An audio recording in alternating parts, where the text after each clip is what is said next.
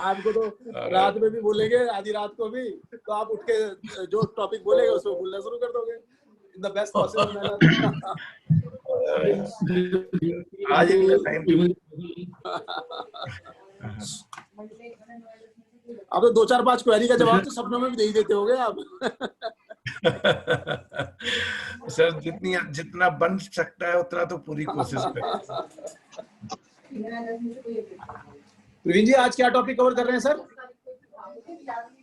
आवाज नहीं आ रही, म्यूट पर है आप प्रवीण जी। म्यूट है आपका माइक सर। 9 सर। अच्छा, हमारे लिए तो काला अक्षर भैंस बराबर है जीएसटी में। मुकेश जी 9(9)C में क्या कवर करेंगे सर? आपने तो पूरा जीएसटी पढ़ रखा है। करा ना, पहले स्टार्ट करो। डेलीब्रेशन से लेंगे साथ जो क्वेरीज है वो। हाँ। Afternoon all the members. I welcome all of you in this virtual CB meeting on practical aspects of GSTR 9 and 9C. Our respected C. Anuj Goyal ji, Central Council Member ICAI, past Chairman CIRC, Regional Council Member C. Mukesh Bansal ji, our Chairman Gajat Branch C. Praveen Singhal ji, Rinte Gupta ji, our Coordinator for the session C. Akash Singhal ji, and none other than our guest speaker for the day, C. Bimal Jain ji. To start, I would like to request our chairman, Praveen Singhal ji. Thank you, Karan ji. Respected Central Council Member C. Anuj Goyal ji in our own city, C. Mukesh Bansal ji, past CIRC Chairman or Regional Council Member of our CIRC, and respected announce speaker C A Bimal Jain ji, जो हमारे आज के speaker हैं, जो हमेशा हमारे साथ गाजे बात कर कभी भी याद तो रहते हैं हमेशा जो है उनका, और हमारे वाइस चेयरमैन आदित्य जी और सेक्रेटरी करण जी और आकाश जी कोऑर्डिनेटर, और all the viewers, all the our members, very good afternoon all of you. आज हमने एक वेबिनार रखी हुई है, बल्कि तीन वेबिनार की एक सीरीज रखी हुई है हमने। एक आज हमारी विमल जैन जी जो जीएसटी 9(9)C पे हमारा मार्गदर्शन करेंगे सबका जो है, और कल हमने इनकम टैक्स पे रखी हुई है सीए प्रमोद जैन जी की, हमने जो अब टैक्स ऑडिट पे हमारा डेलिब्रेशन देंगे, और संडे में हमारा फिर जो है real estate in GST real estate Shashank Gupta ji को हमने उनमें रखा हुआ है। तो 3 दिन का हमारा इस तरह से प्रोग्राम है छोटा सा जो है, तो उसमें हम सारे मेंबर्स की हम चाहते हैं कि पूरी वो लार्ज नंबर्स में हमारे को ज्वाइन करें, क्योंकि वेबिनार्स आजकल काफ़ी हैं, हर स्टेट हर सिटी करा रहा है, तो थोड़ी सी दिक्कतें हैं, लेकिन अभी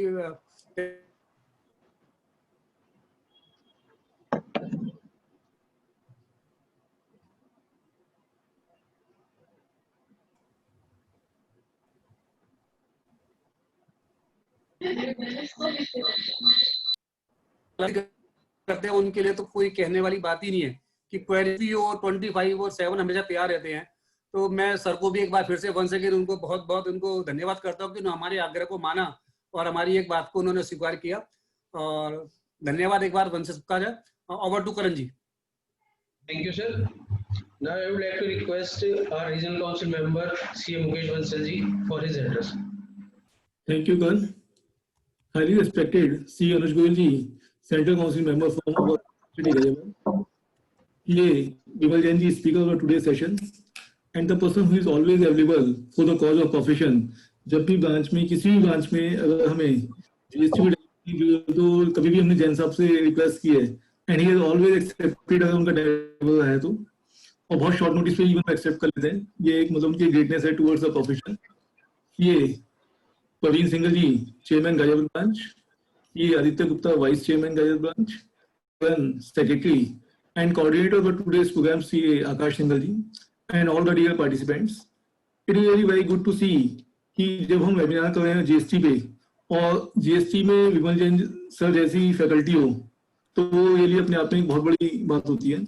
और आज का जो टॉपिक है 9(9)C, 9(9)C या जीएसटी एक ऐसी चीज है जिसमें जितनी बार भी किसी भी चीज को सुन लो उतना कम है, हर बार कुछ नई चीज सुनने मिलती है। और हर बार हमें देखने को मिलता है कि जब भी हम कोई फॉर्म भरना शुरू करते हैं तो उसमें कहीं ना कहीं कुछ प्रॉब्लम्स आती है, उसकी कुछ ना कुछ होती है। तो उन इंट्रिकेसीज को, जो इश्यूज को एड्रेस करने के लिए विमल जैन जी से अच्छा कोई पर्सन नहीं हो सकता। तो we are very much confident कि जितनी भी हमारी क्वेरीज है मेंबर्स की, वो सबको फॉर्म थोड़ा बहुत भरना आता है, बट जो क्वेरीज हैं वो मोस्ट इंपॉर्टेंट है। और विमल जैन जी के साथ ये है कि जो भी क्वेरीज है वो साथ साथ डील करते हुए चलते हैं। बल्कि अभी मैंने भी एक प्रॉब्लम का रियली अभी कुछ टाइम पहले फेस किया था। जीएसटी में जैसे हम मंथली जब रिटर्न फाइल करते हैं तो उस टाइम हम रिटर्न अगर कुछ फाइल कर दें और उसमें कोई मिस्टेक हो जाए तो उसका रेक्टिफिकेशन करना पॉसिबल नहीं है। एक क्लाइंट का केस था, बल्कि मैं जैन साहब से भी रिक्वेस्ट करूंगा कि अगर पॉसिबल है तो उसको एड्रेस कर पाए कि the client is engage only in exports. वो केवल एक्सपोर्ट करता है, ट्रेडिंग करता है एक्सपोर्ट में, मीन्स वो दिल्ली से गुड्स परचेज करता है and he is engage in export of goods. उसने गलती से क्या कहा कि जब अपनी सेल की रिटर्न फाइल की जीएसटी रिटर्न, तो सेल को लोगो सेल में शो कर दिया गलती से एक्सपोर्ट सेल को इन GSTR 3B, whereas in GSTR 1 it has been shown as an export sale। तो उसका रिजल्ट क्या हुआ कि उसका जो GSTR 1 और 3B का डाटा है वो मिसमैच हो गया, वो IC गेट से उसका रिफंड नहीं आ पाया। Now he has tried all, लेकिन वो इस मिस्टेक को रेक्टिफाई नहीं कर पाया।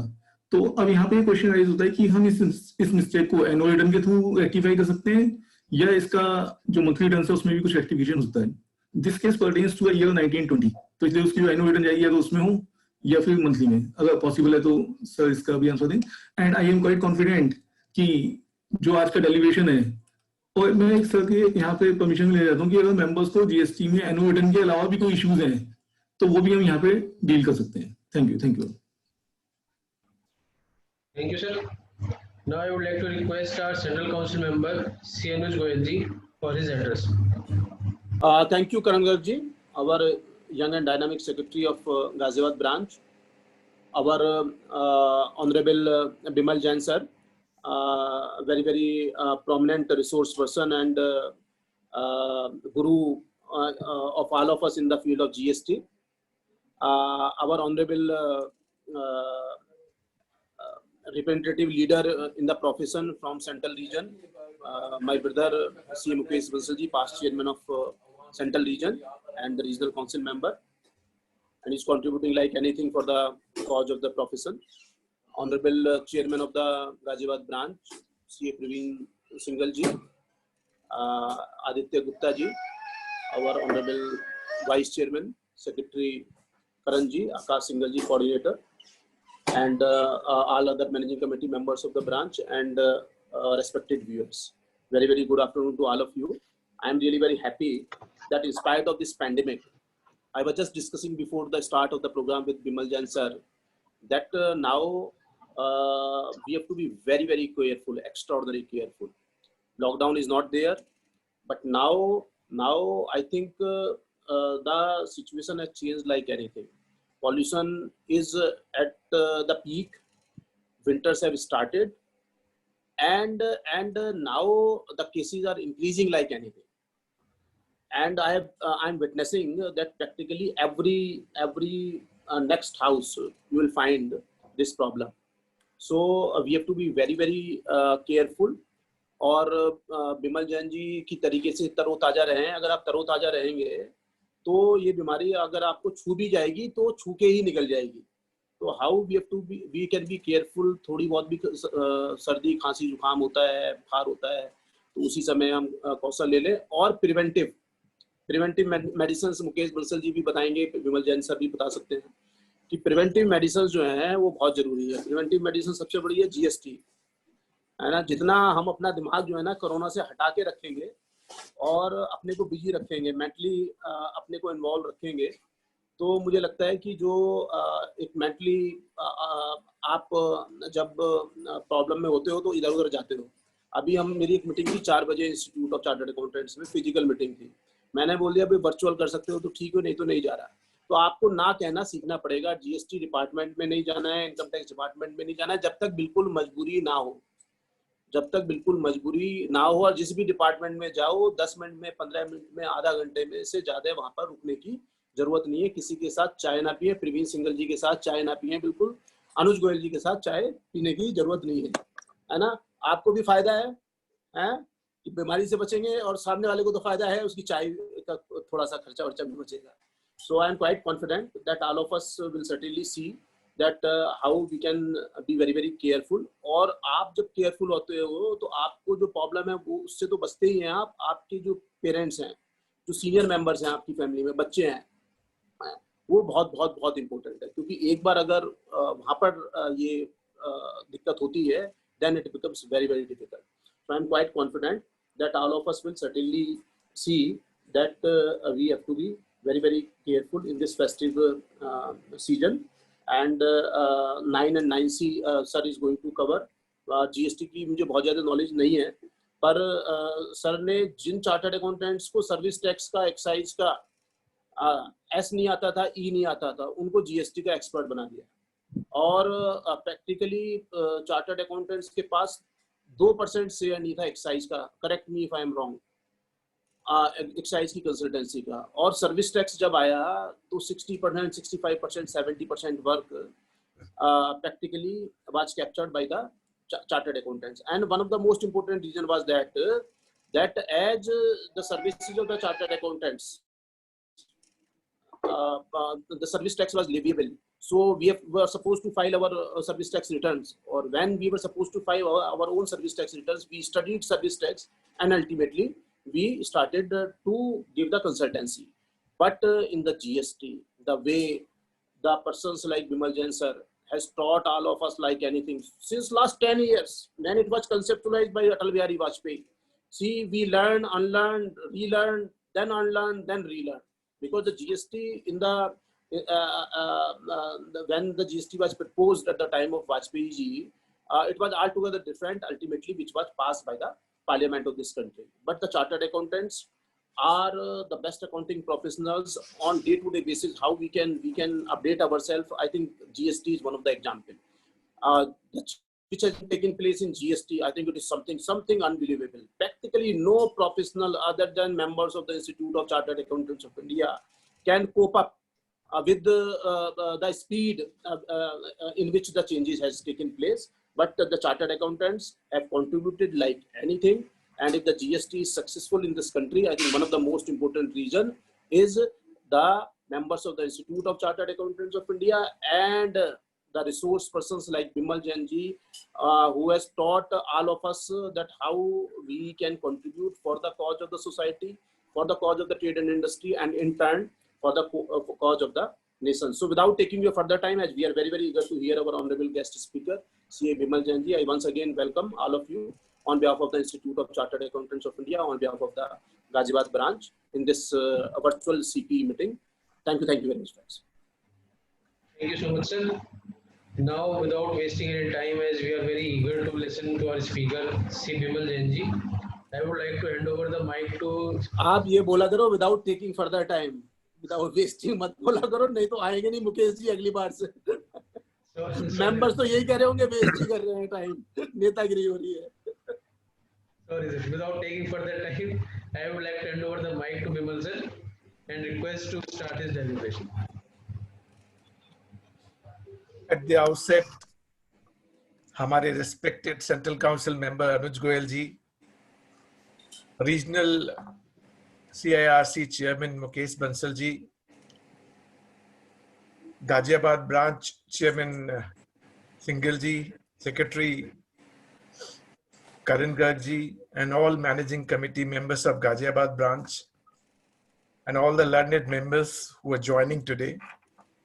अनुज जी, एक चीज मुकेश जी से भी बोलूंगा, अनुज जी से भी बोलूंगा और सबसे बोलूंगा, अभी इतने वर्चुअल मीटिंग होने लगी है सर कि लोगों की जो पार्टिसिपेशन जो हम पहले देखते थे और जो अब हम देख रहे हैं, वो थोड़ा सा डिससैटिस्फैक्शन क्रिएट करता है माइंड के अंदर.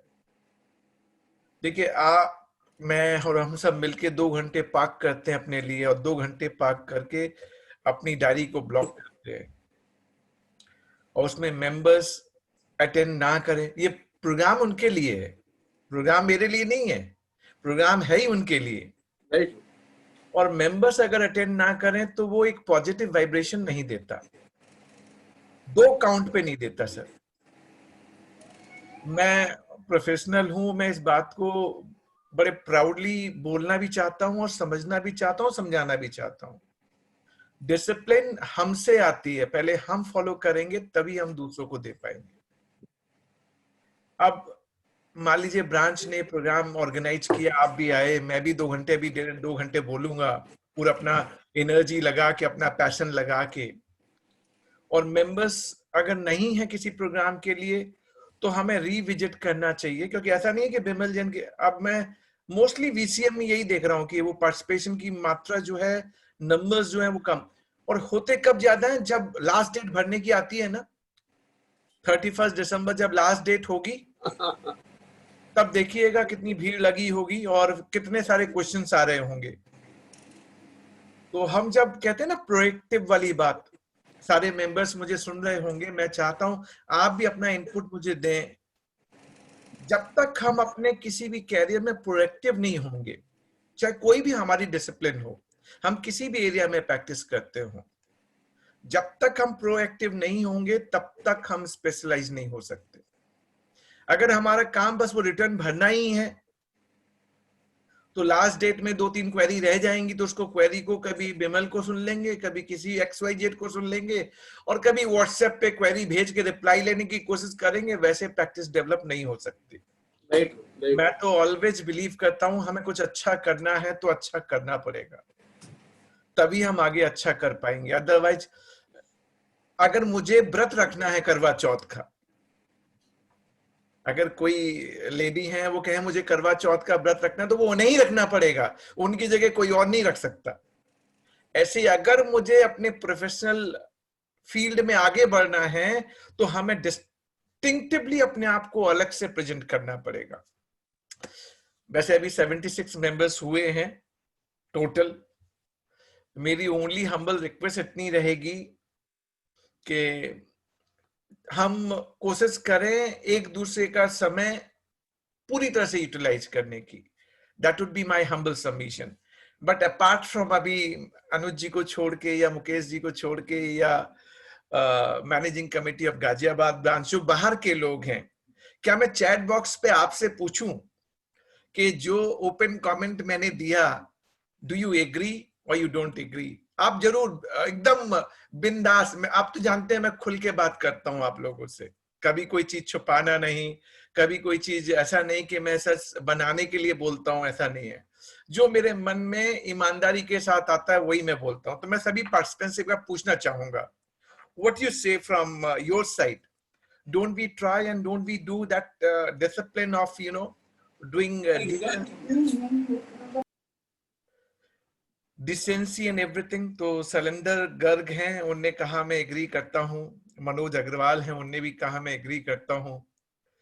तो मेरी तो हम्बल सबमिशन होगी, आप लोग स्पोक्स पर्सन बनिए और जो आपके कोलीग्स हैं उनसे भी बोलिए कि यार हमारी जिम्मेदारी है, हम सब टॉर्च बियरर है। बिमल जैन भी टॉर्च बियरर आप ही की तरह है, हम सब टॉर्च बियरर हैं और हम सबको ये डिसिप्लिन जो है ना वो लानी पड़ेगी। सर बिमल सर, एक इसमें सबसे बड़ी समस्या क्या है, आपने बहुत अच्छा किया, मैं हमेशा इस चीज को जरूर टच करता हूँ, आज नहीं किया क्योंकि आप थे, कि अभी क्या है, जितने पार्टिसिपेंट शुरू में थे 3 बजे, है ना, अब 25% पार्टिसिपेंट बढ़ चुके हैं, आधा घंटे बाद और बढ़ जाएंगे, और that's a biggest problem. Virtual program में तो आपका 1 मिनट भी खराब नहीं हो रहा, आने पे जाने में भी खर्च नहीं हो रहा।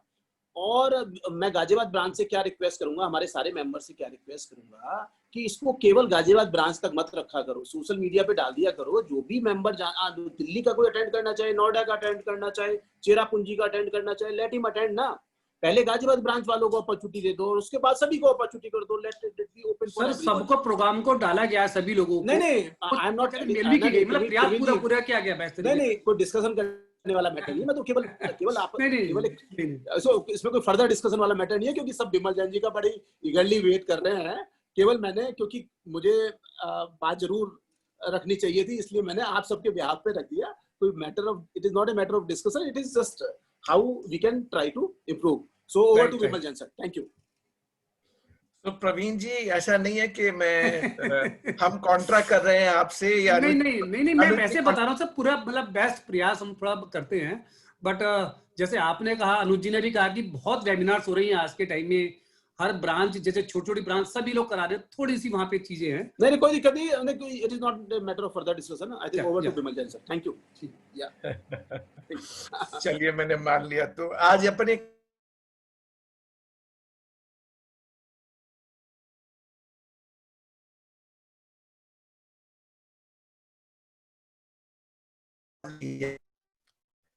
बहुत लॉस इसलिए किया कि जो चीज आज आपको मैं देने वाला हूं जो मैं आज आपको देने वाला हूं वो एक यूनिक रहेगा और फ्री ऑफ कॉस्ट ओपिनियन है। तो हम उस तरीके से चीजों को कोशिश भी करेंगे कि कुछ अच्छी चीजें आज के वेबिनार में आपको मिले। 99 से एक टॉपिक है, दैट्स नॉट ए, आप तो मुझसे जीएसटी में कहीं से किसी भी कॉर्नर से, नूक एंड कॉर्नर से कोई भी क्वेश्चन पूछ लीजिए। तो आज सबसे पहले मुकेश बंसल जी का ही क्वेश्चन ले लेता हूं। मुकेश बंसल जी ने क्वेश्चन के साथ ही मुझे स्टार्ट किया था। मुकेश जी से मैंने कहा था, मुकेश जी पार्टिसिपेंट्स होने चाहिए, मेरा मोमेंटो पार्टिसिपेंट्स है, मैंने कहा था। और प्रवीण सिंगल जी से भी यही कहा था, मेरा मोमेंटो पार्टिसिपेंट्स है। तो अब आज तो मुकेश जी और प्रवीण जी मुझसे कुछ नहीं बोल सकते क्योंकि वो सक्सीड नहीं कर पाए। लेकिन नेवरदलेस मैं आज कोशिश करूंगा कि जितने भी लोग हैं वो एंजॉय करें और उन्हें अपने क्वेश्चंस के आंसर्स भी मिले। मुकेश जी ने क्वेश्चन मेरे सामने रखा था, हो सकता है आप लोगों में से और भी कई पार्टिसिपेंट्स हो जो उनका क्वेश्चन रहेगा, मैं उस क्वेश्चन को लेता हूं। मान लीजिए आप एक्सपोर्ट करते हैं, चाहे एक्सपोर्ट ऑफ गुड्स चाहे एक्सपोर्ट ऑफ सर्विसेज।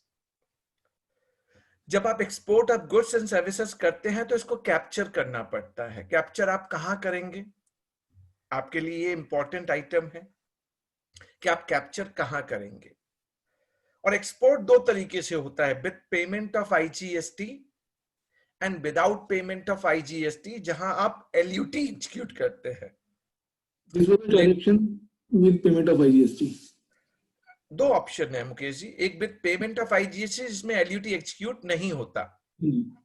यानी जो अदर मेंबर्स भी सुन रहे हो वो भी अपने माइंड में रजिस्टर करें, क्योंकि एक क्वेश्चन था, स्पेसिफिक क्वेश्चन, और मुझे बताया नहीं गया था। मुकेश जी तो मेरा टेस्ट ले रहे थे, बोले मुकेश विमल जी आएंगे आज। नहीं कोई इश्यू नहीं है, विमल जी आएंगे आज, विमल जी को पकड़ना है इस क्वेश्चन के ऊपर। तो अदर पार्टिसिपेंट्स भी अगर हो क्वेश्चन उनके माइंड में, तो वो भी इसको कैप्चर करें। तो एक होता है विद पेमेंट ऑफ आईजीएसटी, एक होता है विदाउट पेमेंट ऑफ आईजीएसटी। लेकिन विदाउट पेमेंट के केस में आपको एलयूटी एग्जीक्यूट करना पड़ता है, जिसमें आप रिफंड ऑफ आईटीसी लेते हैं, refund of input tax credit लेते हैं। दोनों जीरो रेटेड है, नो डिनायल। अब इनसे क्या गलती हो गई, मुकेश जी से गलती हो गई, मुकेश जी नहीं, मुकेश जी के क्लाइंट से, कहीं आप लोग कंफ्यूजन में हो। मुकेश जी के क्लाइंट से ये गलती हो गई कि टेबल 3 ऑफ जीएसटीआर 3B है, उसको अगर आप देखेंगे टेबल 3(1)A में आपकी वो टैक्सेबल सप्लाईज कवर करता है, B2B, B2C, intra, inter. But export को वो आपको टेबल 3(1)B में डालने के लिए कहता है कि एक्सपोर्ट की ट्रांजैक्शन को आप टेबल 3(1)B में डालेंगे। और जब आप जीएसटीआर 1 में जाते हैं तो टेबल 4 में आप कैप्चर करते हैं B2B ट्रांजैक्शन, जो नॉर्मल इंट्रा, इंटर जो भी हो रही है आपकी। लेकिन एक्सपोर्ट से रिलेटेड ट्रांजैक्शन जो जीरो रेटेड है, वो आपके टेबल 6 ऑफ जीएसटीआर 1 में कैप्चर होती है। अब दोनों ऑप्शन मैंने आपको बता दिए कि दो ऑप्शन आपके पास हैं, with payment and without payment. और यही ट्रांजैक्शन आपके जीएसटीआर 9 में जब आप जाएंगे तो टेबल 4 में कैप्चर होती है, जिसमें आपने आईजीएसटी का पेमेंट किया है।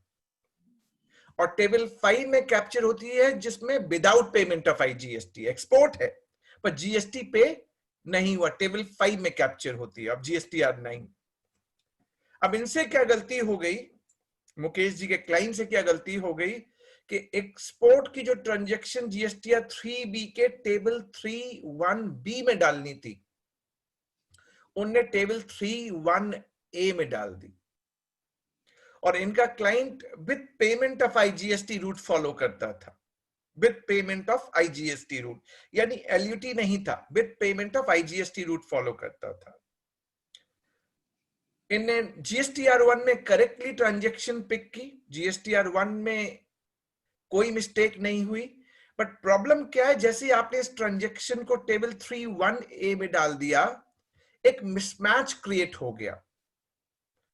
अब क्या होता है, जब आप टेबल 6 ऑफ GSTR1 में जब आप ट्रांजेक्शन डालते हैं तो वो आपका रिकंसाइल करता है टेबल 3(1)B ऑफ GSTR3B से, और फिर आइस गेट पे उसे ट्रांसमिट करता है for cross checking purpose. Ice gate ने इसको वेरीफाई नहीं किया क्योंकि पेमेंट आपके टेबल 3(1)B में दिख नहीं रही थी, वो टेबल 3(1)A में थी। और इस मिसमैच को होने के कारण जो शिपिंग बिल थे जिसपे आपने IGST का पेमेंट किया, वो मिसमैच में रह गया। आप क्या कर सकते हैं, सिस्टम इसको नहीं मान रहा। सिर्फ मुकेश जी के क्लाइंट की प्रॉब्लम नहीं है ये वाली, ये प्रॉब्लम कई क्लाइंटों के साथ, आई एम श्योर हो सकता है 4-5 क्लाइंट आप लोग भी होंगे आज के वेबिनार में, जो वेबिनार देख रहे हैं, कि इस ट्रांजैक्शन के अंदर बेसिकली ये है कि मिसमैच होने के कारण आपका रिफंड IGST का रुक गया। आप क्या करेंगे? अब आप ऑप्शन नंबर 1, आपकी जो कस्टम जुरिडिक्शन है जहां से आपने एक्सपोर्ट किया था, जहां शिपिंग बिल फाइल हुए थे, आप वहां के कमिश्नर से जाके मिलिए। एक क्लाइंट है हमारा जिसका सेम केस था और अराउंड 2 करोड़ रुपए के रिफंड रुके हुए थे उसके। उस क्लाइंट के लिए मैं रिप्रेजेंट कर रहा था, तो मैंने क्या किया था, मैं अपनी सारी एक्टिविटी आपको आज बता देता हूं मैंने क्या किया था 2 करोड़ का रिफंड लेने के लिए। क्लाइंट मेरे पास आया, 6 महीने बाद आया, जैसे मुकेश बंसल जी आज आए हैं मेरे पास, वैसे क्लाइंट मेरे पास 6 महीने बाद आया। उसने कहा सर मेरे 2 करोड़ रुपए रुके हुए हैं, एक्सपोर्ट के ऊपर है, और यही जो प्रॉब्लम है वो सारी प्रॉब्लम उन्होंने मुझे यही बताई कि ये प्रॉब्लम है इसके अंदर। तो मैंने उनसे कहा ठीक है, मैंने कहा आप एक काम कीजिए, पहले आप एक लेटर लिखिए। तो आप लेटर लिखिए, तो वो तो लेटर लिखेगा नहीं, वो तो काम आप बिमल जैन को ही करना पड़ेगा। तो चार्टर्ड अकाउंटेंट के लिए एक अपॉर्चुनिटी होती है, पर आपको ये तो मालूम होना चाहिए लेटर कहां डालना है।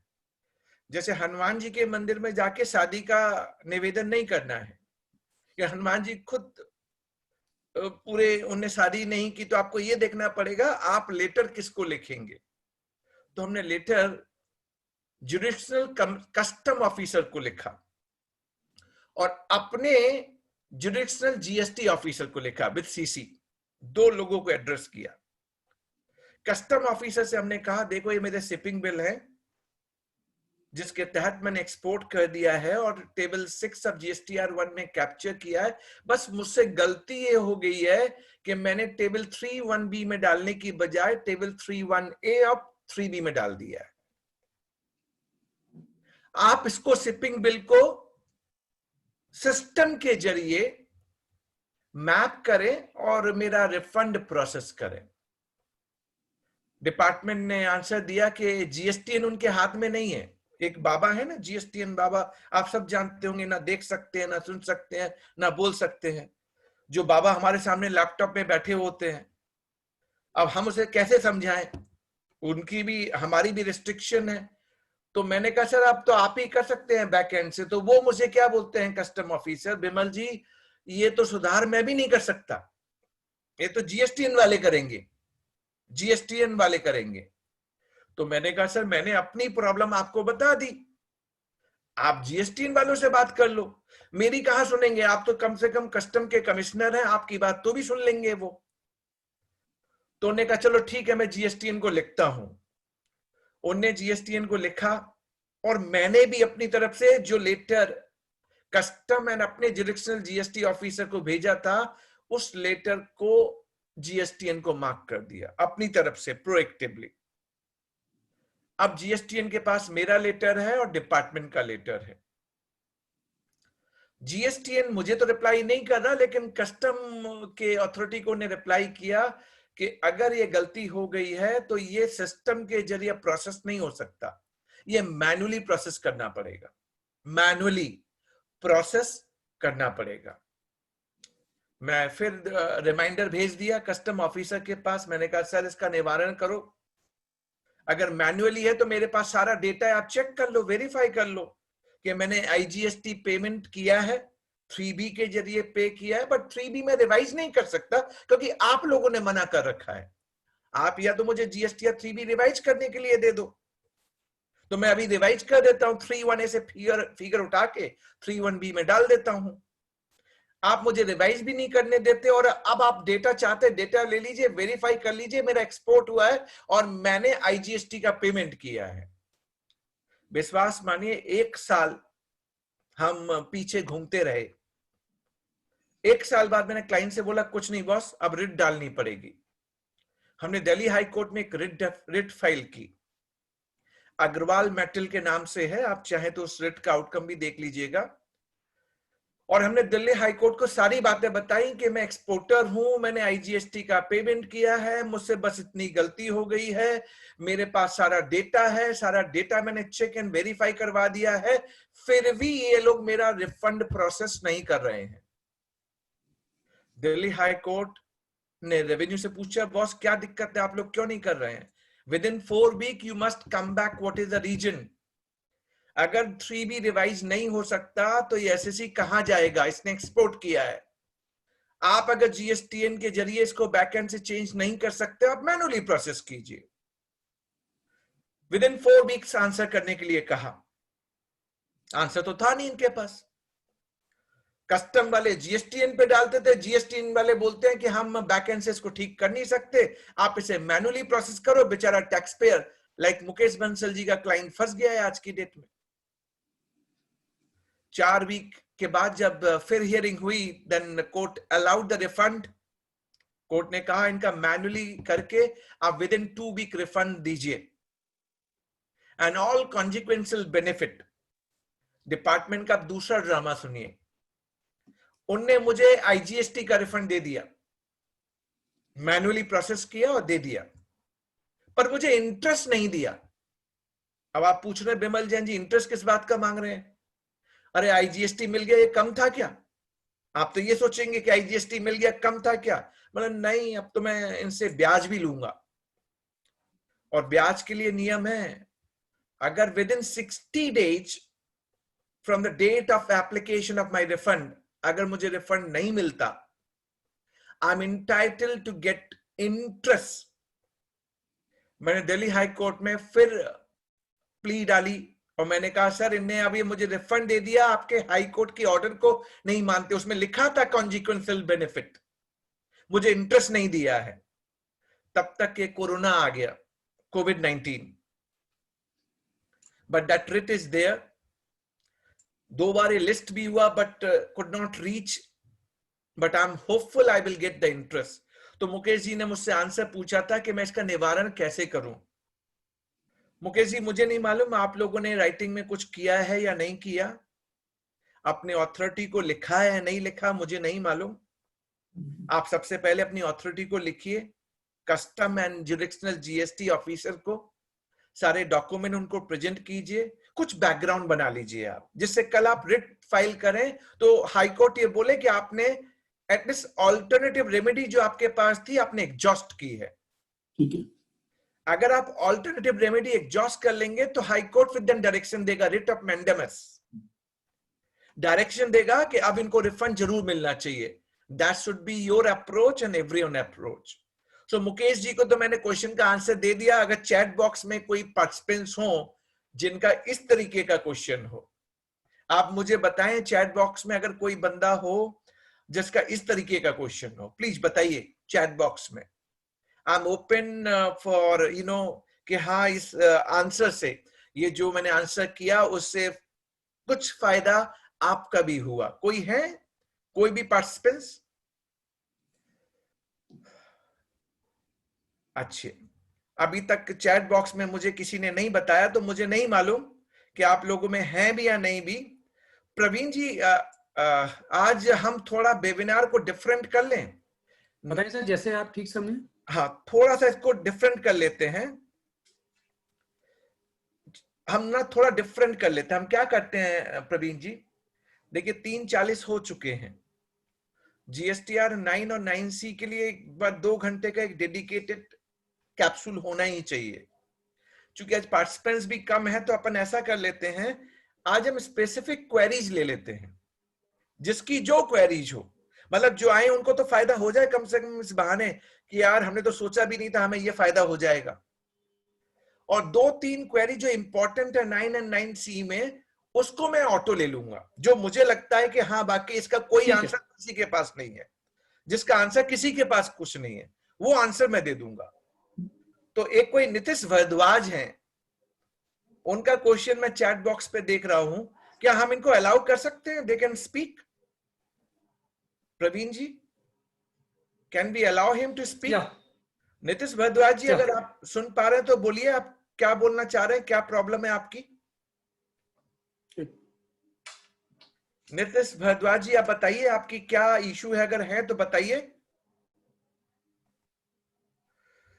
शायद ये बोल नहीं पाएंगे, जब तक हम इनको पैनल पे नहीं लेंगे तब तक ये बोल नहीं पाएंगे। सर मैं अभी करा रहा हूँ, 1 मिनट में करा रहा हूँ सर, 1 मिनट में। तो ये बोल पाएंगे तो इनको भी अच्छा लगेगा, पार्टिसिपेंट जो जुड़े हैं उनको भी अच्छा लगेगा।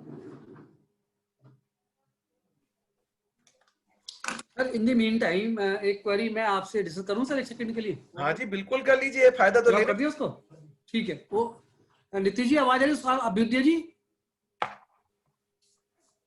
अभ्युदय जी आपको अलाउ कर दिया गया है, प्लीज। नीतीश भारद्वाज जी, नीतीश जी, नीतीश जी आवाज आ रही है मेरी आपको? यस सर, आवाज आ रही है। हाँ प्लीज सर आप क्वेरी कीजिएगा अपनी, आप जो सर ये सेम क्वेश्चन ही मेरा था, पर हम अभी ये क्या कर रहे हैं कि जो हमने लोकल सेल्स दिखा दी थी इससे पहले अब हम उसे आईटीसी में रिवर्स कर रहे हैं और एक्सपोर्ट्स दिखा रहे हैं सितंबर के रिटर्न में अमेंडमेंट के थ्रू। क्या ऐसा कर सकते हैं? अगर आप अमेंडमेंट के through with in same years में है, with in same financial year की ट्रांजैक्शन कर रहे हैं, अगर आप हाँ जी, अमेंडमेंट के थ्रू पॉसिबल हो सकता है, डेफिनेटली हो सकता है। नहीं पर सितंबर में तो अलाउड है ना सर, सितंबर तक सारी एडजस्टमेंट हम कर ही सकते हैं। मैं तो कह रहा हूँ, हाँ मैंने कहा मना अच्छा ठीक है, हाँ जी। मैंने नीतीश कहा मना किया डियर? पर सर आप सेम फाइनेंशियल ईयर कह रहे हैं ना, वो फाइनेंशियल ईयर तो चेंज हो गया। नहीं, सेम फाइनेंशियल ईयर का मतलब हुआ, नीतीश आपके जरिए सबको बताऊं मैं। हाँ जी, आपने बोला तो मैं सबको बताता हूँ। देखिए जब जीएसटीआर 9 और 9C की भी जब हम बात कर रहे हैं ना, तो जीएसटीआर 9 और 9C में एक ट्रांजैक्शन को लेता हूं और आपके क्वेश्चन को भी बताता हूं और लोगों को समझाता भी हूं, जिससे आइडिया लगे। 9-9C एक टॉपिक हो सकता है, but understanding is the bigger issue. देखिए अगर आपकी आउटवर्ड सप्लाई है, हम 18-19 की ट्रांजैक्शन को ले लेते हैं क्योंकि 9-9C हम 18-19 के लिए डिस्कस कर रहे हैं। अगर 18-19 की ट्रांजैक्शन अगर आपने 18-19 में दिखाई है, तो आपने जीएसटीआर 1 और जीएसटीआर 3B में दिखाई होगी। तो आपकी आउटवर्ड सप्लाई जिस पे जीएसटी पे होता है, जिस पे जीएसटी आप पे करते हो, तो जीएसटी पे आप किस पे करते हैं? आपकी B2B, B2C, इंट्रा, इंटर, आपका export, supply to SEZ unit on payment of IGST, advance के ऊपर advance for supply of services GST जाता है। तो आपकी एक ट्रांजैक्शन है जिसपे जीएसटी जाता है। तो 18-19 की ट्रांजैक्शन 18-19 में अगर आपने दिखाई तो किस टेबल में दिखाते हैं? आप लोग चैट बॉक्स में बताइए सभी मिलके। जैसे मैंने नीतीश जी को अलाउ कर दिया उनका क्वेश्चन पूछने के लिए, आप लोग चैट बॉक्स में डालिए 18-19 की आउटवर्ड सप्लाई जिसपे आपने जीएसटी पे किया और 18-19 में ही आपने दिखाई, तो वो किस table of which table of GSTR 9 दिखाई जाएगी? विच टेबल ऑफ जीएसटीआर 9? कोई लिनोवो उनका मोबाइल का नाम आ रहा है, टेबल 4 में जाएगी, टेबल 4 में। और जहां जीएसटी पे नहीं होता, जहां जीएसटी पे नहीं होता, वो ट्रांजैक्शन जाएगी टेबल 5 में। तो आपकी टेबल 4 और 5 ऑटो पॉपुलेट होती है किस रिटर्न से? जीएसटीआर 1 से या 3B से? प्लीज बताइए। Table 4 and table 5 of GSTR 9 GSTR 1 से ऑटो पॉपुलेट होती है। गगन आपने एकदम बिल्कुल ठीक कहा, और इसकी कॉरेस्पॉन्डिंग टैक्सेस 18-19 की ट्रांजैक्शन 18-19 में दिखाई, और इसका टैक्स भी आपने 18-19 में पे किया, तो पे आपने जीएसटीआर किया होगा। तो जो टैक्स पे किया आपने 18-19 में, वो किस टेबल में ऑटो पॉपुलेट होगा? 18-19 की ट्रांजैक्शन 18-19 में टैक्स पे किया 3B के जरिए, वो टेबल नंबर 9 गगन ने कहा, गगन इज वेरी फास्ट, गगन ने कहा सर टेबल 9 ऑफ जीएसटीआर 9। तो ये तो पहला एक पार्ट रहा, क्योंकि हमारी बात नीतीश से चल रही थी। तो मैंने कहा अगर मान लीजिए 18-19 की ट्रांजैक्शन आप 18-19 में दिखाना भूल गए, होता है ना कई बार, या अमेंडमेंट आपको करना था, आप अमेंडमेंट नहीं कर पाए, तो आप उसे दिखाते हैं अप्रैल 19 टू सितंबर 19। कोई भी है तो चेंज कर दिया टॉपिक। हाँ वो है ना, वो मैं सुनाऊं पूरा।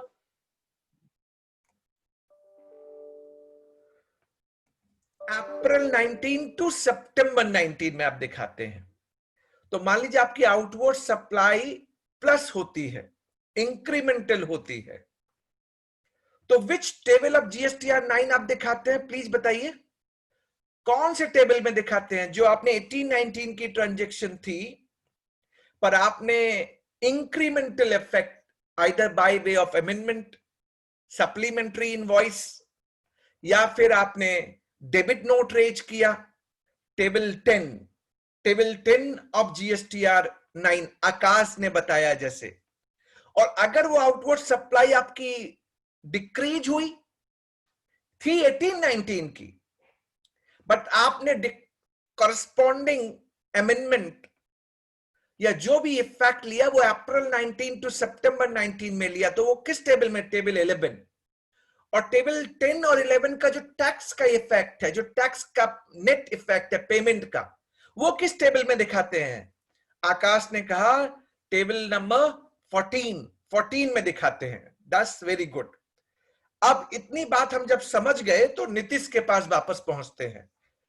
नीतीश ने कहा सर मेरे से एक ट्रांजैक्शन एक पर्टिकुलर ईयर की थी, मान लीजिए 1920 की, उसकी करेक्शन मैं 1920 में नहीं कर पाया, पर मैंने अप्रैल 20 टू सितंबर 20 में दिखा दी।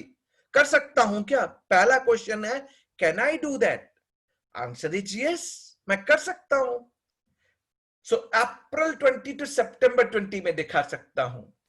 ये यहां तक सबको मेरी बात समझ में आ गई होगी और नीतीश को भी समझ में आ गई होगी। लेकिन मान लीजिए आप अप्रैल से लेके सितंबर तक में नहीं कर पाए, तो उस ट्रांजैक्शन को लेते हैं। यस, एक्सपोर्ट, यही कह रहा हूं नीतीश, बिल्कुल आप कर सकते हैं। यहां तक आपको अब समझ में आ गई होगी मेरी बात। अब एक चीज और करो जिससे क्लैरिटी और इमर्ज हो जाए। इस क्लैरिटी को करने के लिए एक केस स्टडी करते हैं हम लोग मिलके। हम सब एक केस स्टडी करते हैं जिससे हमको समझ में भी आए और हमारी अंडरस्टैंडिंग भी क्लियर हो जाए। मान लीजिए आपकी बुक में आउटवर्ड सप्लाई 100 रुपए है, मान लीजिए, एज्यूम कर लीजिए बुक में 100 रुपए है। आउटवर्ड सप्लाई आप जीएसटीआर 1 में कैप्चर करते हैं और जीएसटीआर 3B में कैप्चर करते हैं फॉर पेमेंट ऑफ टैक्सेस। अब मैं आपको यह कहता हूं कि मान लीजिए आपने जीएसटीआर 3B में 100 रुपए पे टैक्स का पेमेंट किया, यानी आपकी बुक की टर्नओवर और 3B की टर्नओवर मैच कर रही है, पर गलती आपसे जीएसटीआर 1 में हो गई। गलती आपसे जीएसटीआर 1 में हो गई, या तो आपने 80 दिखा दिया या 120 दिखा दिया। अगर 100 रुपए दिखाए होते तो मैच कर जाता। Book 100 rupees, 100 rupees, 3B 100 rupees. अब आपकी बुक की टर्नओवर 3B की टर्नओवर मैच करती है, आपने पेमेंट ऑफ टैक्स करेक्ट किया है, बट गलती आपसे हो गई है जीएसटीआर 1 में। आपने या तो या 120 रुपए दिखा दिए। अब मेरा इस क्वेश्चन को आप सॉल्व कीजिए, आप सब मिलके सॉल्व कीजिए। अगर मैंने 80 रुपए दिखाए होंगे तो मेरा टेबल 4 और जीएसटीआर 9 ₹80 से ऑटो पॉपुलेट होगा क्योंकि वो GSTR 1 से ऑटो पॉपुलेट होता है। तो अब मेरे को टर्नओवर ₹100 दिखानी है। डू आई रिक्वायर, मेरा क्वेश्चन आप सभी को है, क्या मुझे अपने टेबल 4 को एडिट करना पड़ेगा? 80 को ₹100 दिखाने पड़ेंगे? Please tell me in chat box, yes बोलिए। आप लोग चैट बॉक्स में बस यस बोलिए मेरे से कि हाँ करना पड़ेगा। बिल्कुल करना पड़ेगा, तभी आपका टैक्स पेबल टेबल 9 में जाके 100 पे कैलकुलेट होगा और आपने 100 पे टैक्स दिया हुआ है, मैच कर जाएगा टेबल 9 में जाके। और अगर 120 आपने दिखा दिया, हो सकता है ना 120 आपने दिखा दिया, तो 120 से ऑटो पॉपुलेट हुआ। अब आप टेबल 4 को एडिट करेंगे? बिल्कुल करेंगे। तो या आप उसे 100 बनाएंगे, रिड्यूस करेंगे, जिसे टैक्स पेबल टेबल 9 में जाके 100 पे कैलकुलेट हो और 100 पे टैक्स देना था जो आपने दे दिया है, मैच कर गया, राइट? ये तो मैंने आपको इफेक्ट बता रहा हूं। जब आपने इसको 18-19 में भी ठीक नहीं किया, अप्रैल 19 टू सितंबर 19 में भी नहीं किया, आज आप क्या करेंगे? अब उल्टा करते हैं इसको, एक और उल्टा करके करेक्शन लेके आते हैं।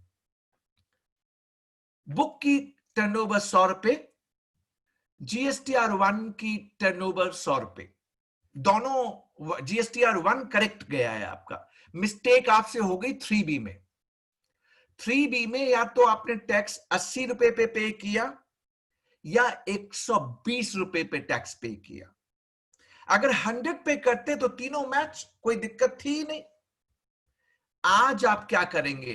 स्टैंडिंग ऑन 5 नवंबर 2020, आज आप क्या करेंगे? अब आपको मेरे साथ सॉल्व करना है। मैं क्वेश्चन आपको बताऊंगा, आपको बताना है। मेरा टेबल 4 GSTR 1 से ऑटो पॉपुलेट होगा ₹100 से, और जो करेक्ट है, जिसमें कोई दिक्कत नहीं है। बट अगर 3B में आपने ₹80 दिखाए हैं तो टेबल 9 ₹80 पे टैक्स से ऑटो पॉपुलेट होगा। तो टैक्स पेबल तो ₹100 पे बन रहा होगा और टैक्स पेड हुआ है 80 पे, यानी आपको डिफरेंशियल टैक्स देना पड़ेगा। टैक्स पेबल 100 पे हुआ 80 पे, ₹20 पे डिफरेंशियल टैक्स आप पे करेंगे DRC 03 along with interest, no correction। Mukul बित्तल ने कहा फिर मैं टेबल 4 में कोई करेक्शन नहीं करूंगा, इंटरेस्ट की रेट 18%। अब एक इसमें स्मार्ट चीज करूं आपके साथ, स्मार्ट चीज।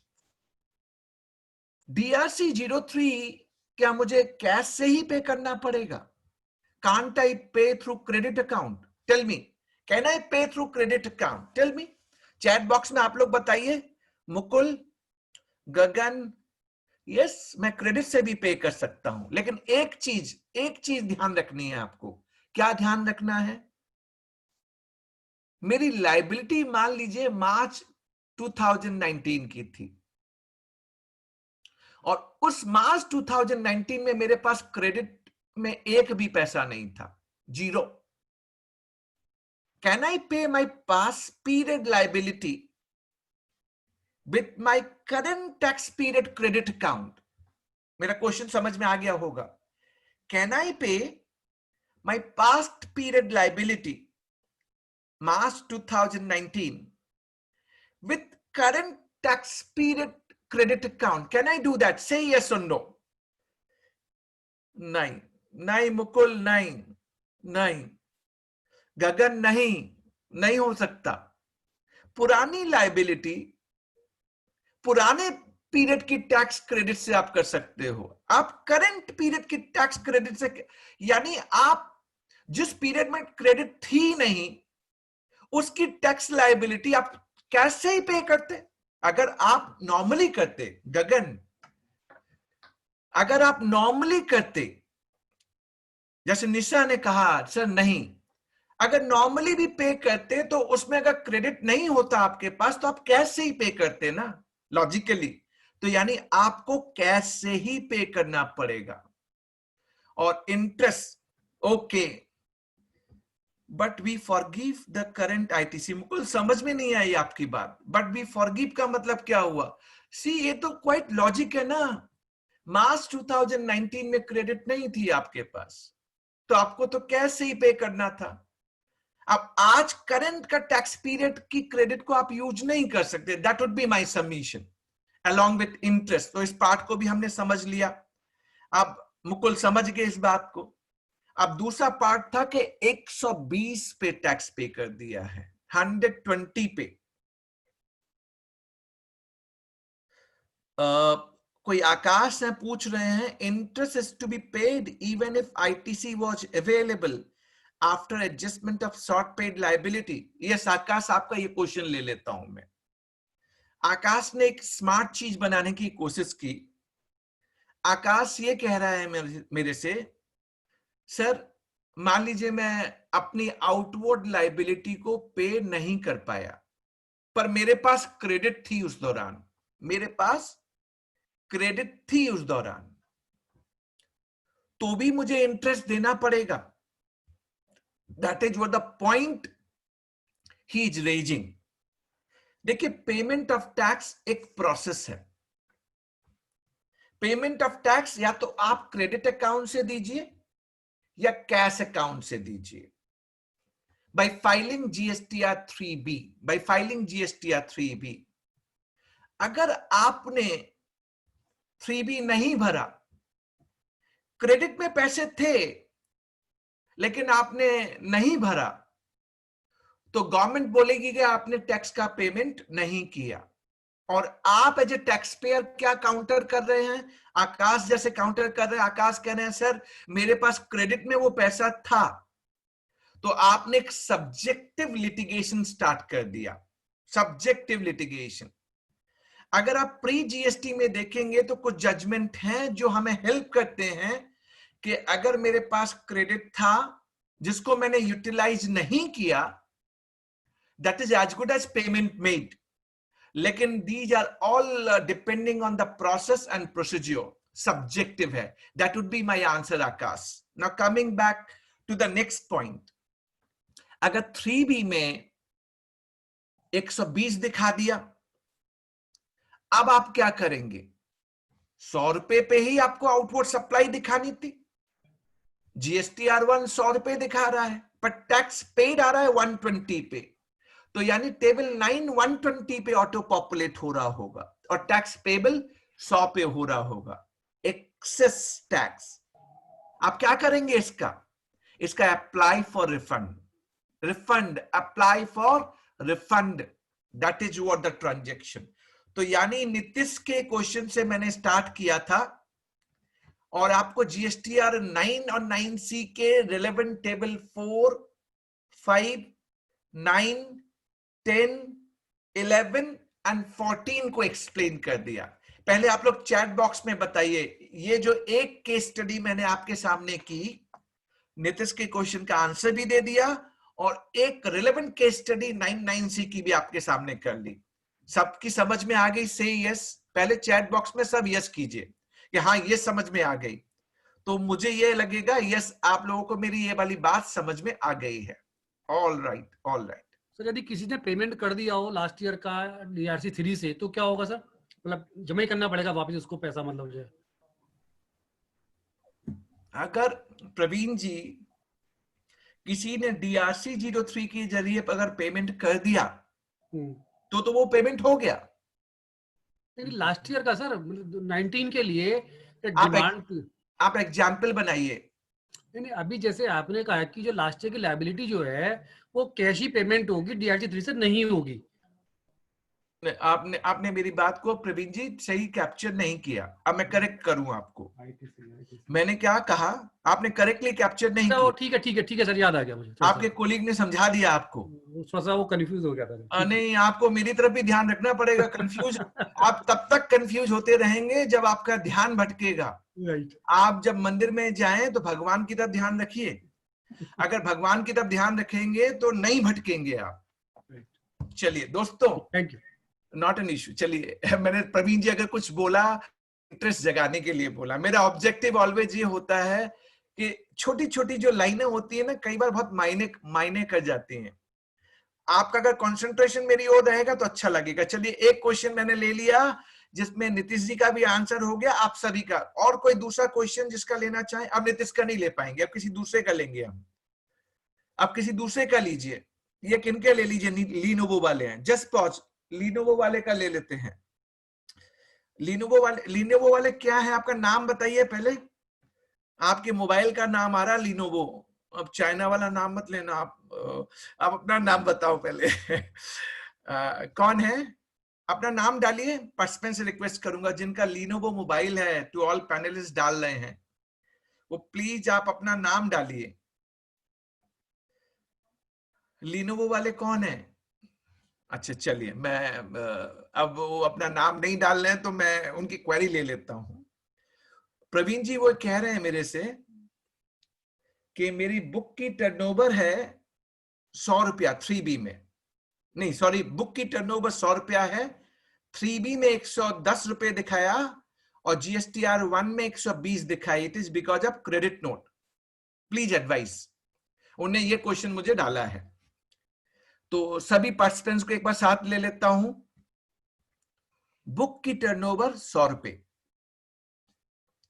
3B में हमने दिखाया 110 रुपए और GSTR 1 में दिखाया 120 रुपए।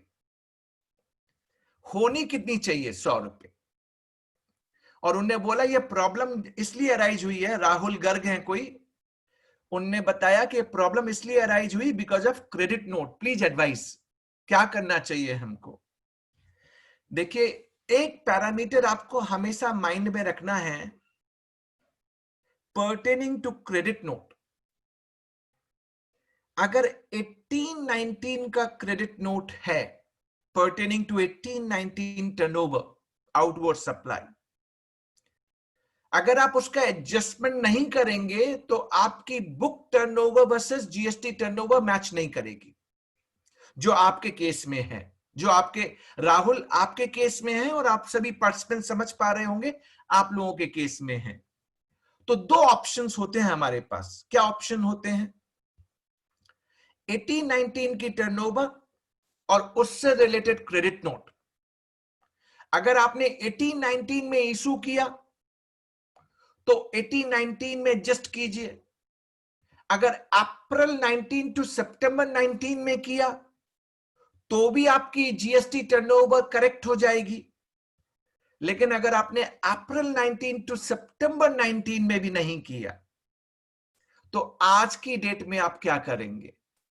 मेरी एडवाइस ऑलवेज यही होगी, जिस साल का वो क्रेडिट नोट हो उस साल में जाके एडजस्ट कर लीजिए। क्यों बोल रहा हूं मालूम है और किस लिए कह रहा हूं मालूम है?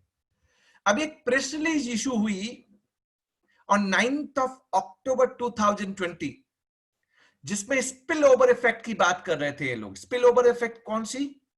कि 17-18 की ट्रांजैक्शन अगर आपने 18-19 में दिखाई है तो उस स्पिल ओवर को कहां दिखाएं? तो पहले स्पिल ओवर का एक एग्जांपल लेता हूं, फिर राहुल का एक क्वेश्चन भी सॉल्व कर दूंगा।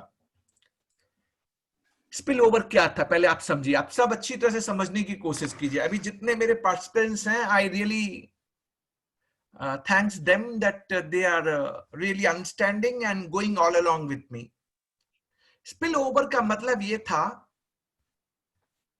कि मान लीजिए मेरी बुक टर्नओवर 100 रुपए है, मान लीजिए, और 20 रुपए मेरे 17-18 की टर्नओवर थी, पर मैंने अप्रैल 18 टू मार्च 19 में दिखाई थी। तो मेरा जो GSTR 1 था या GSTR 3B था, 17-18 की 20 रुपए की टर्नओवर मैंने कब दिखाई? अप्रैल 18 टू मार्च 19 में। यानी मेरी जो 18-19 की टेबल 4 जो ऑटो पॉपुलेट हो रही थी वो 120 रुपए से हो रही थी, inclusive of 20 rupees of 17-18। Tax का जो पेमेंट गया था 3B के जरिए वो भी 120 पे आ रहा था, पर 20 रुपए 17-18 के उसमें इंक्लूडेड थे। और हम सब स्ट्रगल कर रहे थे और कितनी बार डिलिब्रेशन हुआ। इवन गाजियाबाद ब्रांच के लिए मैं एक GSTR 99C का एक वेबिनार करके गया था, जिसमें मोर देन 500 पार्टिसिपेंट्स उस दिन थे। मैंने 2 तरीके बताए थे आपको, 2 तरीके। पहला ऑप्शन, अगर आपकी ऑडिट अगर होती है, अगर आपकी ऑडिट होती है, और ऑडिट कब होगी? जब आपकी एग्रीगेट टर्नओवर 5 करोड़ रुपए से ज्यादा होगी 18-19 में। तो मैंने कहा था कि आप ऑटो पॉपुलेटेड फिगर को 120 रुपए को 120 रुपए रहने दीजिए। 9C में जब हम जाएंगे तो बुक टर्नओवर 100 दिखाएगा, GST टर्नओवर 120 दिखाएगा, 20 रुपए का डिफरेंस आ जाएगा। तो मैंने कहा था टेबल 6 ऑफ 9C में बता दीजिएगा कि 20 रुपए 17-18 के थे जो 18-19 में दिखाए गए हैं, राइट। और जिनकी ऑडिट नहीं होनी थी, तो मैंने कहा था आपके पास ऑप्शन है। क्या ऑप्शन है? कि या तो आप जैसा ऑटो पॉपुलेट हो रहा है वैसा होने दीजिए, एक रिकंसिलिएशन बना लीजिए। 20 रुपए 17-18 के थे, जिसको आप मेरी पुरानी GSTR 9 17-18 से मैच कर सकते हैं, जो टेबल 10 में दिखाया जा रहा होगा, 3 उसका टैक्स आ रहा होगा। या फिर आप उसे एडिट कर दीजिए, 100 रुपए बना दीजिए, जो बुक टर्नओवर ऑफ 18-19 है। अगर बुक टर्नओवर मैंने 100 बना दिया, ऑटो पॉपुलेट 120 हुआ था, कहा कि भैया आपको 9 और 9C में टेबल 9 के लिए उन्होंने कहा टेबल 4, 5, 6 एंड 7 अगर स्पिल ओवर ट्रांजेक्शन है 17-18 का, आप मत दिखाइए। जो 18-19 का है वही 18-19 में दिखाइए, यानी जी आप उसको। एक और बात उन्होंने ऐड कर दी कि अगर आपने स्पिल ओवर दिखा भी दिया है, 120 रुपए दिखा भी दिए हैं, including 20 rupees of 17-18, adverse action नहीं लेने वाले हैं। तो एक स्पिल ओवर का ट्रांजेक्शन मैंने आपको क्वेश्चन को सॉल्व कर दूं। राहुल, अगर क्रेडिट नोट आपका 18-19 से रिलेटेड है और 18-19 की टर्नओवर को वो हिट करता है, तो आपको एडजस्टमेंट 18-19 में दिखानी चाहिए। That would be my answer, जिससे आपकी book turnover versus GST turnover match कर जाए। अगर आप कहते हैं कि सर मैं क्रेडिट नोट ईयरली बेसिस पे इशू करता हूं, मेरा रिलेवेंस नहीं होता, हो सकता है पुराने साल से रिलेटेड हो, पर मैं 1920 से रिलेटेड बना देता हूं, तो मैं 1920 में लेके जाऊंगा, फिर मैं 18-19 से एडजस्ट नहीं करूंगा। तो मैंने राहुल और आप सभी पार्टिसिपेंट्स को 2 बातें बहुत क्लियर कट कही। पहली बात मैंने कही, अगर 18-19 से रिलेटेड क्रेडिट नोट 18-19 की टर्नओवर को दिखा रहा है, तो आप एडजस्टमेंट जरूर कीजिए, जिससे आपकी बुक टर्नओवर वर्सेस GSTR 1 और 3B मैच कर जाए। अगर वो आप ईयरली बेसिस पे दिखाते, आपने 1920 डेटेड कर दिया, तो 18-19 में इफेक्ट दिखाने की जरूरत नहीं है, उसका इफेक्ट 1920 में दिखाइए। That would be my answer. Rahul बताइए। राहुल बोलते हैं we have book the credit note in सितंबर 19, फिर तो आपको दिखानी चाहिए, क्योंकि आपने डिक्रीज की टेबल 11 में जाएगा।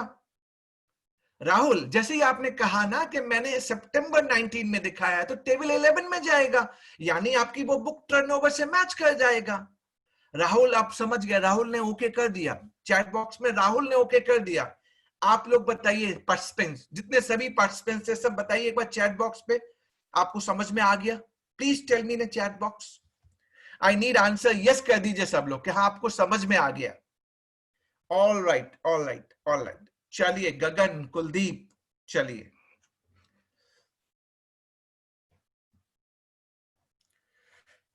एक क्वेश्चन अभी मेरे से और कोई नहीं। अब लिनोवो वाला क्वेश्चन नहीं लेंगे हम। अब राहुल गर्ग, अब आपका क्वेश्चन नहीं, अब कोई और पार्टिसिपेंट्स हो उनका क्वेश्चन पूछिए। कोई और पार्टिसिपेंट्स हो, नहीं तो फिर मैं कोई दूसरा टॉपिक लेता हूं 9-9C से रिलेटेड। एक पंकज सिंगल हैं, उनका क्वेश्चन ले लेते हैं। पंकज सिंगल पूछ रहे हैं, एंड पार्टिसिपेंट्स आपको भी इन्वॉल्व करता हूं। can I adjust custom duty and IGST payable on import of machinery through my input available in IGST Pankaj Singhal? तो मुझे नहीं मालूम पंकज सिंघल किस कॉन्टेक्स्ट में पूछ रहे हैं, पर जितना मुझे समझ में आ रहा है उसका मैं आंसर देता हूं।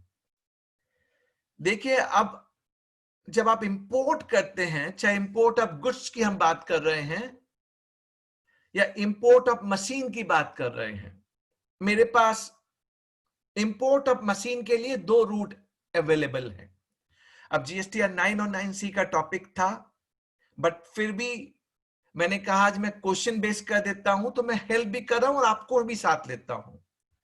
अगर मैं मशीन इंपोर्ट करूं तो आज की डेट में मेरे पास 2 ऑप्शन है। पहला ऑप्शन, मैं नॉर्मल कस्टम ड्यूटी पे करूं, basic custom duty and IGST and compensate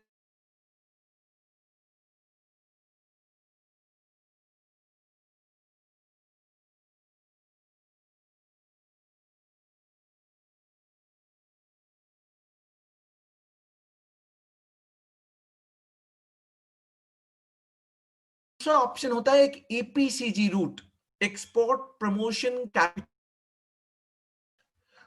process में क्या होता है कि अगर मैं EPCG रूट पे जाऊंगा तो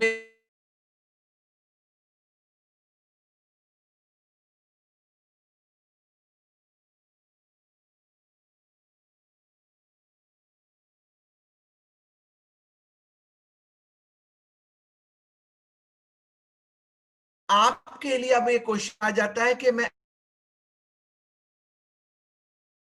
फॉर एक्सपोर्ट तो मुझे एग्जिम्पशन मिलना चाहिए।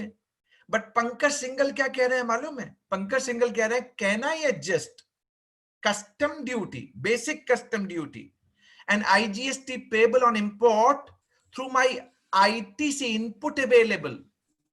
ना, नहीं कर सकते। It is not possible. आपको कैश में पे करना पड़ेगा। पंकज सिंघल अगर आप हैं और आप अगर बोल सकते हैं तो you can always speak and get it clarified. आपको पे करना पड़ेगा। पंकज सिंघल जी हैं? प्रवीण जी आप एक बार इनको, पंकज सिंघल जी को ऑन करेंगे? प्रवीण जी, आर यू देयर?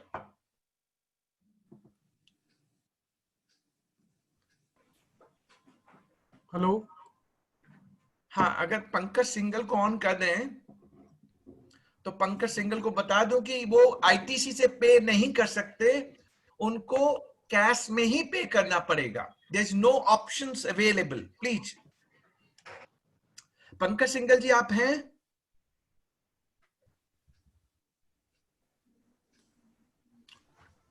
चलिए, मुझे तो नहीं मालूम है या नहीं है, लेकिन मैंने आंसर कर दिया कि आप पे नहीं कर सकते। पंकज जी आ गए, लाइन पे आ गए पंकज सिंघल जी। हाँ जी पंकज जी बताइए।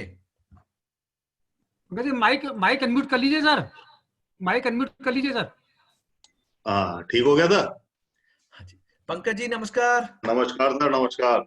सब आप बोला। आप तो पूरा एकदम मास्क वास्क लगा के बैठे हुए ऑफिस में। तो सर क्या करें, बैठना पड़ता है, जरूरी है। चलिए ठीक है बिना सर। उसके नहीं है। पंकज जी क्वेरी ITC जी, आपकी क्वेरी सॉल्व हो गई सर। मेरी क्वेरी का क्वेश्चन हो गया कि इतना हम आपस में एडजस्ट नहीं कर सकते, मेरे को पेमेंट करना ही पड़ेगा पेमेंट। हाँ, उसके सर। बाद उसका मेरे को रिफंड क्लेम Credit करूँ या उसको एडजस्ट करूँ आगे, वो अलग पार्ट है। हाँ हाँ। So ठीक you है are sir, happy, you're happy your question is being answered. Thank you very thank you much. Sir. Thank you. ये कोई स्वाति जिंदल हैं, अब उनका क्वेश्चन ले लेते हैं। स्वाति जिंदल बोलती हैं, sir if we paid tax on 120 instead of 100 then we need refund in GST.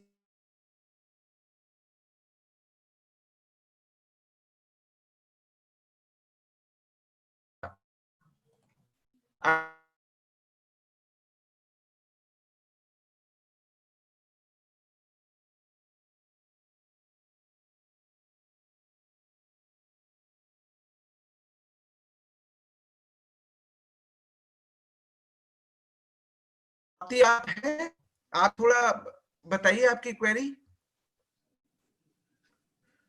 Swati अगर आप हो तो बोलिए, आपको भी अनम्यूट किया हुआ है हमने। बताइए, आप आइए, बोलिए, मैं आपको सुनना चाहता हूं और हम सब सुनना चाहते हैं। आज हमने डिफरेंट कर दिया एकदम, प्लेटफॉर्म को हमने क्वेश्चन आंसर्स में बना दिया है। बताइए। Yes sir, I was. हाँ स्वाति, आपकी हेलो आवाज। Hello. Yes, sir. Yes, sir. So please, sir, tell me how to file the refund. Actually, I have joined in between, so I don't know how to file the refund then. Not an issue. चलिए हम Yeah. आपकी help करते हैं. Yes, We'll sir. try to help you out. The Swati's questions to all of us. सारे participants मेरी help करेंगे अब. अब स्वाति ने पहले ही बोल दिया, सर मैं तो बीच में से आई थी, तो मुझे नहीं मालूम कि इसका क्या answer. Sir, your query is still query, ना? That's why I'm. अरे स्वाति आप इतना पर्सनल मत लो, मैं तो एंजॉय करने के लिए कह रहा हूँ। Sir, I'm also enjoying. चलो ठीक है। अब स्वाति का क्वेश्चन ये है कि उसने अगर एक्सेस टैक्स पे कर दिया है, चाहे वो कैश से पे हुआ हो, चाहे वो क्रेडिट से पे किया हुआ हो, तो कैसे हम इसको समझे? इसको समझने के लिए फिर से मैं ट्रांजैक्शन को बना दूं कि मान लीजिए मेरी बुक की टर्नओवर 100 रुपया, जीएसटीआर 1 में भी मैंने 100 रुपया दिखाया, पर 3B में मैंने 120 रुपए दिखा दिए। तो 3B में जब 120 दिखाए तो मैंने एक्सेस टैक्स 20 रुपए पे कर दिया, चाहे वो मैंने क्रेडिट से पे किया हो, चाहे वो मैंने कैश से पे किया हुआ।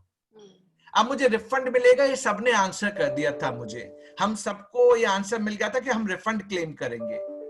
तो मेरा रिफंड क्लेम जो फाइल होगा वो जीएसटीआर 9 से फाइल होगा या मुझे आरएफडी 0101A रिफंड एप्लीकेशन अलग से डालना पड़ेगा? तो मेरा क्वेश्चन आप सभी को, refund application to be filed separately, say yes or no. बताइए चैट बॉक्स में, चैट बॉक्स में बताइए, रिफंड एप्लीकेशन सेपरेटली जाएगा?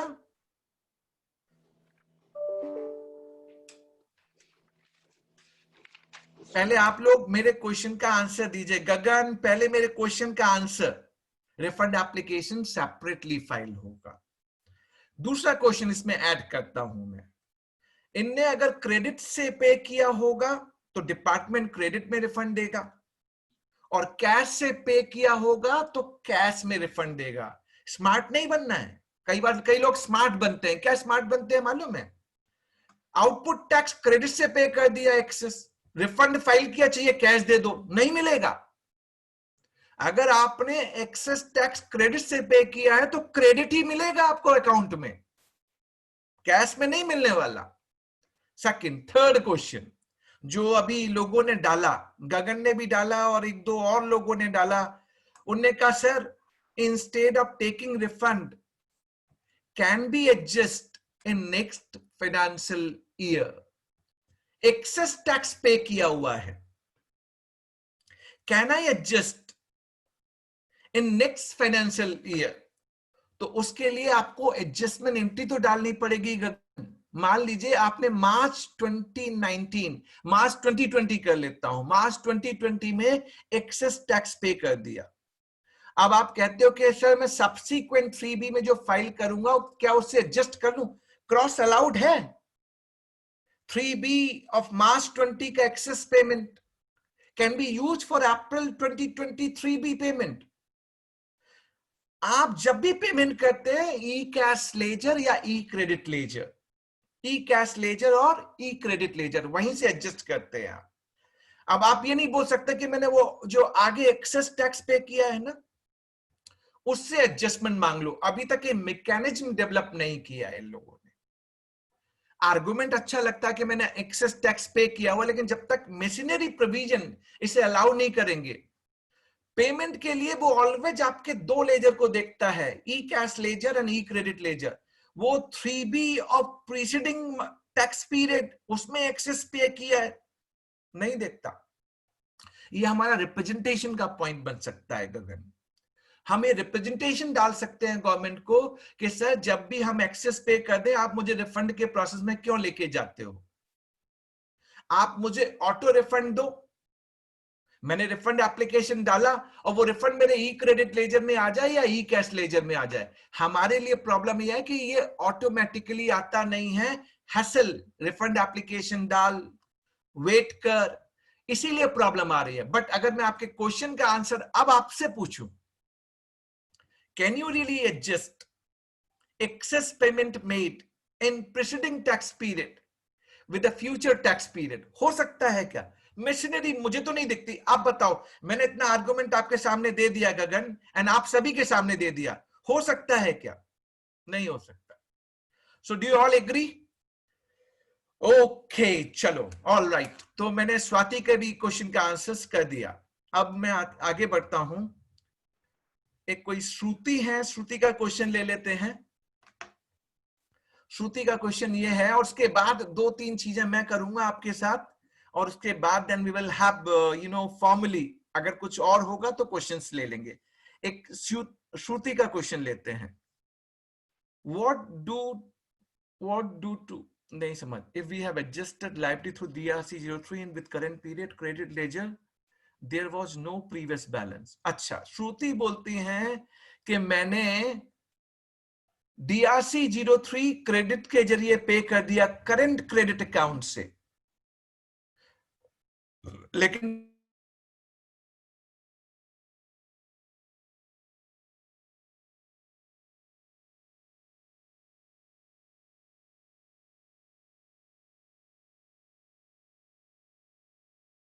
आपको शोकॉज करेगा तो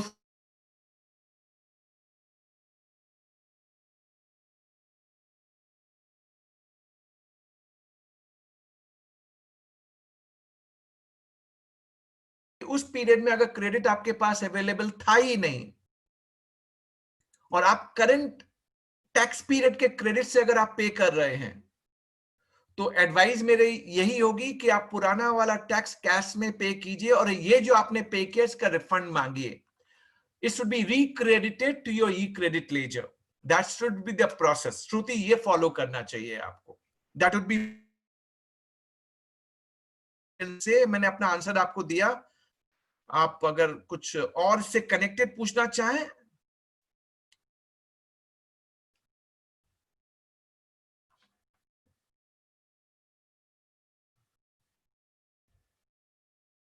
ओके, तो श्रुति को समझ में आ गया है। चलिए अब, ओके, स्वाति भी बोले ये मेरा भी क्वेश्चन था, तो मैंने स्वाति को आंसर दे दिया। प्रवीण जी, आपका एक क्वेश्चन था, आप मुझसे पूछना चाह रहे थे। प्रवीण सिंह जी। सर मेरा एक क्वेश्चन छोटा सा है कि जब हमने ये ट्रांस 1 के रिगार्डिंग मेरा एक क्वेश्चन है जो है ट्रांस 1 में, हेलो सर आवाज आ रही है सर? हाँ विमल सर। बोलिए सर। सर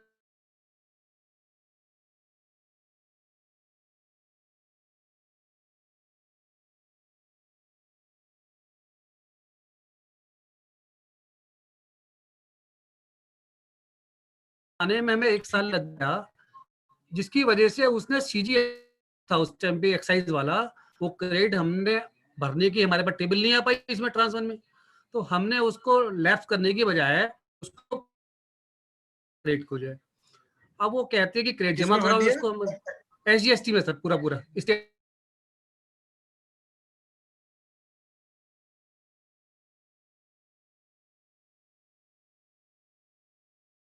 रहे, उसके लिए हम भी इसको ठीक करो।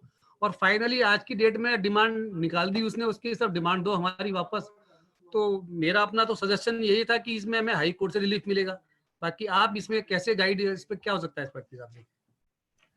पर आंसर कीजिए सर। अगर आपने CGST की क्रेडिट को SGST में डाल दिया, आपने उसे SGST में यूज भी कर लिया। हाँ सर। तो ये परमिसिबल है? नहीं परमिसिबल नहीं सर। अभी प्रवीण जी हमें ना, मेरे पास CGST का ऑप्शन ट्रांसफर करने का नहीं था, मैंने उसे SGST में डाल दिया, और SGST में एक बार है कि मैं SGST को क्रॉस CGST के लिए यूटिलाइज नहीं कर सकता। SGST को मैंने SGST पेमेंट से यूज कर लिया होगा या IGST से यूज कर लिया होगा। तो पहला पॉइंट, आपने जो क्रेडिट में डाल दिया वहां तक तो आप ये कह सकते हैं कि मेरे पास कोई ऑप्शन अवेलेबल नहीं था, इसलिए मैंने उसे SGST क्रेडिट में डाल दिया। लेकिन आपने एसजीएसटी यूज कर लिया, वो बोलेगा भैया यूज किया आईजीएसटी में सर। ओहो, कोई भी इशू नहीं है। स्टेट तो बोलेगा ना भैया क्रेडिट थी नहीं वैट की, हाँ हाँ तेरी ये वैट की क्रेडिट थी नहीं, तो कैसे यूज कर सकता है, बोलेगा ना। स्टेट वाला तो सही है अपनी जगह पे। बिल्कुल बिल्कुल बिल्कुल सर बिल्कुल। आप कहते हैं नहीं नहीं मैं तो टैक्स पेयर हूं सर, मैंने तो बोनाफाइड हूं भैया, मुझे एसजी नहीं तो सीजीएसटी चाहिए, तो वो एसजीएसटी वाला बोलेगा भैया तू सीजीएसटी से लेके मैं कुछ नहीं कर सकता। आज की डेट में हम डुअल लेवी के अंदर हैं। डुअल लेवी का मतलब होता है डुअल मोड के अंदर है, सेंटर और स्टेट की रेवेन्यू है। कॉम्पेंसेशन सेस पे कितना झगड़ा चल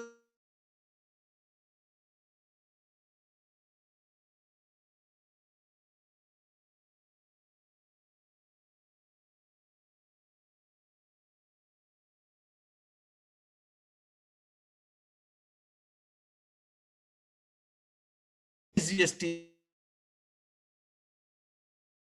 मैं क्यों अलाउ करूं?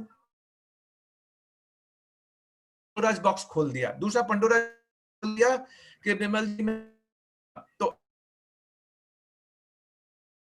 लेता हूं, क्रेडिट के आंसर को करूंगा, तो पार्टिसिपेंट्स आपको साथ लेता हूं मैं, और इस क्वेश्चन से आपको समझ में आ जाएगा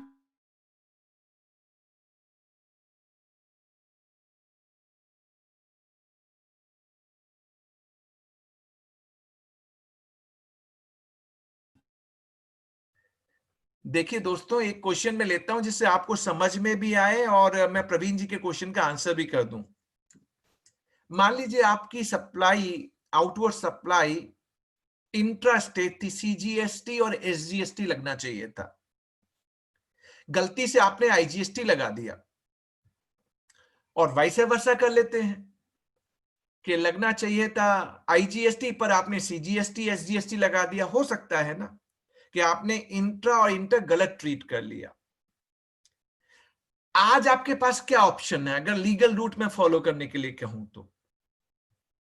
लीगल रूट तो यही है आपके पास कि आपका जो करेक्ट टैक्स है, आपने किसी ट्रांजैक्शन को सीजीएसटी एसजीएसटी बना दिया, होना चाहिए था आईजीएसटी, तो आप जीएसटीआर 9 और 9C में कैसे करेक्ट करेंगे इसको? जीएसटीआर 1 में आपने कैप्चर किया होगा इंट्रा C+S, होना चाहिए आईजीएसटी, तो आप अपने 9 और 9C को करेक्ट करेंगे या नहीं करेंगे? पहला क्वेश्चन बिल्कुल करना पड़ेगा। यू कांट टेक लिबर्टी कि मैं नहीं करूंगा। तो करने के लिए क्या होगा? आपका ऑटो पॉपुलेट हो रहा होगा C+S से, क्योंकि आपने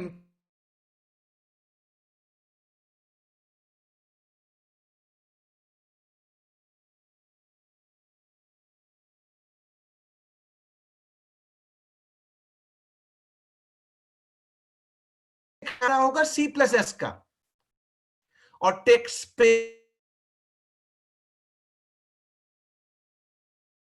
यानी आईजीएसटी का पेमेंट कर, और जो C+S का पे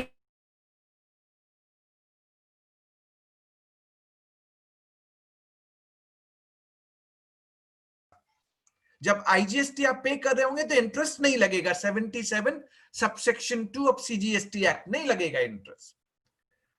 अगर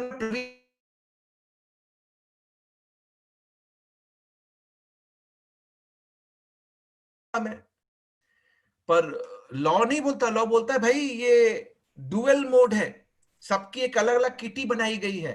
सीजीएसटी सेंटर को जाएगा, एसजीएसटी स्टेट को जाएगा, आईजीएसटी एक इंट्रीम किटी है, वो एक इंट्रीम बक्से में बंद रहेगा जब तक कि उसे यूटिलाइज ना किया जाए। जब आईजीएसटी को आप C+S में यूज करेंगे तब वो उसमें पैसा पड़ा रहेगा। ये हमारे डुअल मोड का एक इंट्रीम मिशनरी प्रोविजन है। अब प्रवीण जी से दिक्कत क्या हो गई? प्रवीण जी ने क्या किया? सीजीएसटी की क्रेडिट एक्साइज की, एसजीएसटी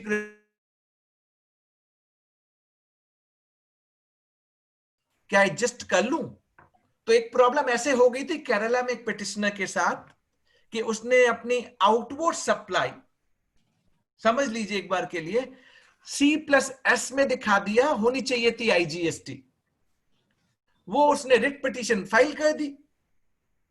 रिट पिटीशन में उसने यही प्ली रखी, सर मैं क्या करूं, मेरे से गलती हो गई, पर मैंने तो टैक्स पे किया है ना।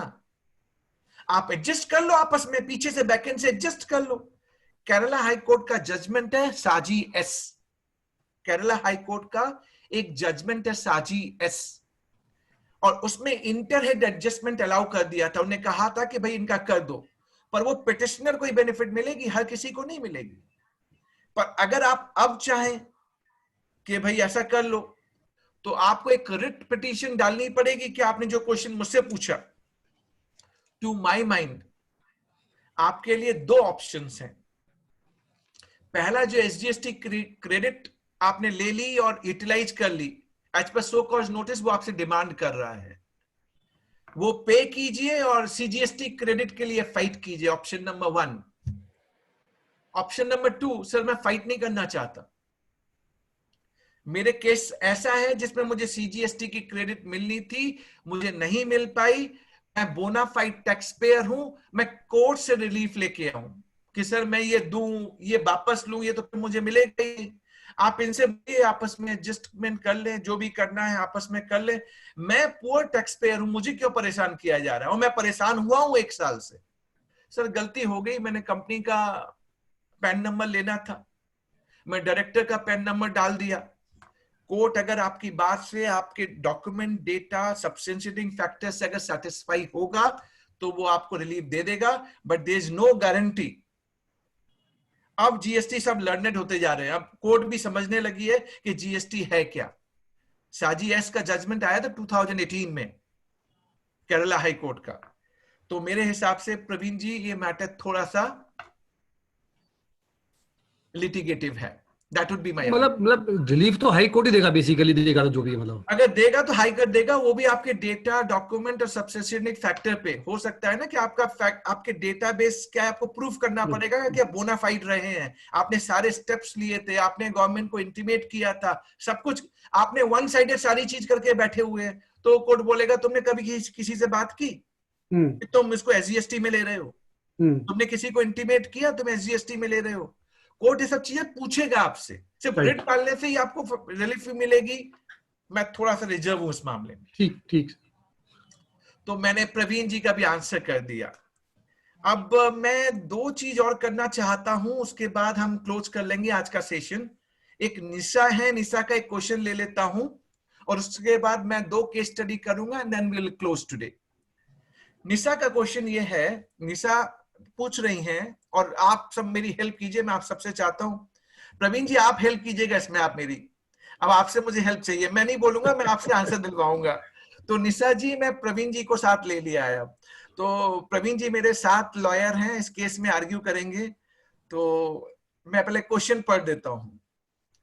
If ITC from purchase of financial year 18-19 has been claimed, but till now seller filed his return excluding that sale, माने इनने तो क्रेडिट ले ली 18-19 में, बट सेलर ने इनकी सेल को नहीं दिखाया आउटवर्ड सप्लाई में।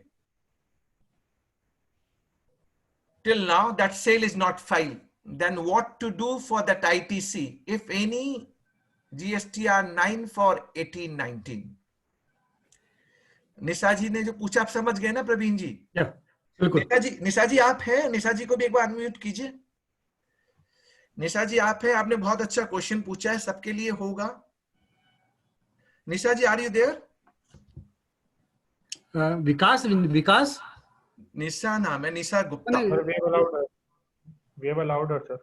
अच्छा निशा जी आप हैं, बताइए, आप बोलिए, थोड़ा सा वाइब्रेशन दीजिए कि 18-19 में आपने क्रेडिट ले ली, उस नहीं डाली, है मैं राइट? हेलो, हाँ निशा जी। हाँ जी sir, actually 17-18 and 18-19 both year के सेल हैं कुछ जो सेलर ने ना अपनी रिटर्न में डाली नहीं थी। अब 18-19 की जीएसटी फाइल होनी है, तो आईटीसी हम क्लेम कर चुके हैं बोथ 17-18 एंड 18-19 दोनों में, तो क्या करना चाहिए फिर उसके लिए? चलिए प्रवीण जी, आप मेरे लॉयर हैं, आप पहले आंसर कीजिए। सर एज पर जहाँ तक मेरी नॉलेज है कि जो आईटीसी है, आईटीसी के लिए वैलिड जो है हमारे पास टैक्स इनवॉइस होना चाहिए, वो प्रॉपर होना चाहिए, हमारा पेमेंट होना चाहिए। तो जो पोर्टल है, पोर्टल इस बात के लिए है कि पोर्टल पर नहीं आएगा तो आईटीसी नहीं मिलेगी हमें। तो मुझे लगता है कि आईटीसी इनको मिलेगी और आईटीसी इनकी वैलिड है। अब सामने वाले ने गलती करी है तो उसका पनिशमेंट उसको मिलेगा जो भी है। अगर प्रवीण जी इतना सीधा आंसर होता तो निशा बेचारी परेशान नहीं हो रही होती। सर इसी के लिए आप ही तो बैठे थे इसके लिए। चलिए ठीक है, मैं आंसर लेता हूँ। गगन सबकी हेल्प कर रहा है। गगन बोला है वाई बी सफर। चलिए ठीक है, निशा के जरिए मैं आप सबको आंसर देता हूँ। बहुत अच्छा है, इंटरेस्टिंग है, आपको मजा भी आएगा और आप सबको अच्छा लगेगा। सुनिए आप लोग मेरी बात। क्रेडिट लेने के लिए 4 कंडीशन मुझे सेटिस्फाई करनी है प्रवीण जी। 4 कंडीशन। क्या? मेरे पास इनवॉइस होनी चाहिए जो है। I must have received goods and services, ये भी हमने सेटिस्फाई किया।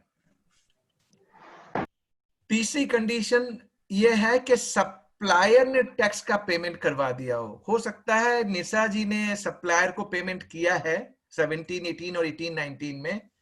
ये सप्लायर जो है वो चोर है, उसने ना जीएसटीआर 1 में डाला ना जीएसटीआर 3 भी, और जो भरा उसमें मेरी ट्रांजैक्शन को नहीं डाला। दैट्स व्हाट निशा जी का एलिगेशन है। नहीं डाला तो 2A में नहीं दिख रहा। तो सप्लायर ने टैक्स का पेमेंट नहीं किया, टैक्स कलेक्ट तो कर लिया है। तो अगर सेक्शन 16 सबसेक्शन 2 क्लॉज C की अगर हम बात करें तो टैक्स का पेमेंट नहीं हुआ है। किसने नहीं किया? सप्लायर ने नहीं किया।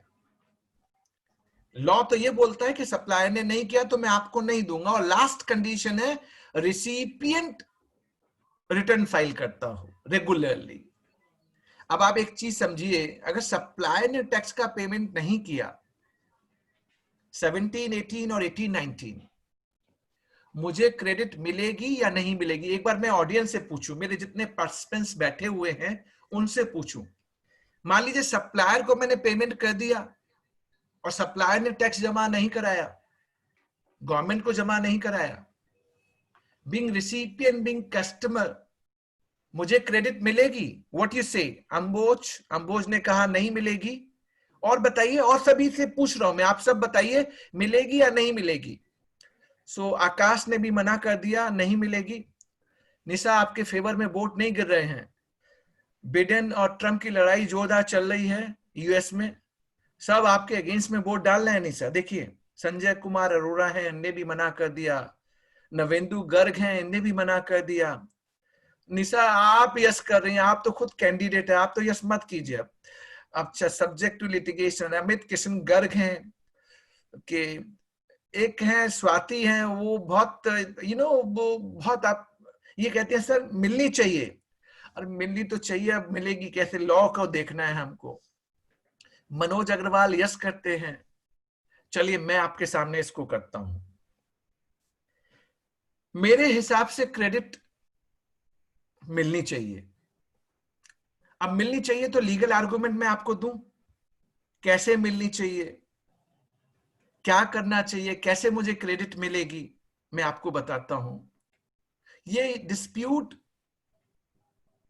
के ऊपर रिट फाइल हो चुकी है। Delhi high court, Gujarat high court में रिट चली गई है कि सप्लायर चोर है सर, आप रिसिपिएंट की क्रेडिट को कैसे डिनाई कर सकते हैं? यानी प्रवीण जी सिंपल मैटर नहीं है, रिट फाइल हो गई है Delhi high court, Gujarat high court, and notice issue हो गई है। अब मैं आपको एक आर्गुमेंट दूंगा, सिर्फ एक आर्गुमेंट। अगर आप इस आर्गुमेंट को सुनेंगे तो आई एम डैम श्योर आप मान जाएंगे कि क्रेडिट मुझे मिलनी चाहिए, जो स्वाति कहती हैं। क्या आर्गुमेंट है आप सुनिए। जब जीएसटी स्टार्ट हुआ, जब जीएसटी इंट्रोड्यूस हुआ, तो हमारे पास रिटर्न, जीएसटी के जो रिटर्न भरने थे, 3 रिटर्न थे, जीएसटीआर 1, 2 एंड 3, और बड़ा ऑटोमेटिक प्रोसेस था। क्या ऑटोमेटिक प्रोसेस था? मैं आउटवर्ड सप्लायर हूं, मैं जीएसटीआर 1 भरूंगा, 2A में ऑटो पॉपुलेट हो जाएगा मेरे रिसिपिएंट के लिए। और मान लीजिए मैंने कोई इनवॉइस नहीं चढ़ाई, जो निशा जी की इनवॉइस है नहीं चढ़ाई मैंने, तो 2A में नहीं दिखेगा। तो निशा जी के पास एक ऑप्शन है कि वो एक मिसिंग इनवॉइस को ऐड कर सकती थी जब जीएसटी स्टार्ट हुआ।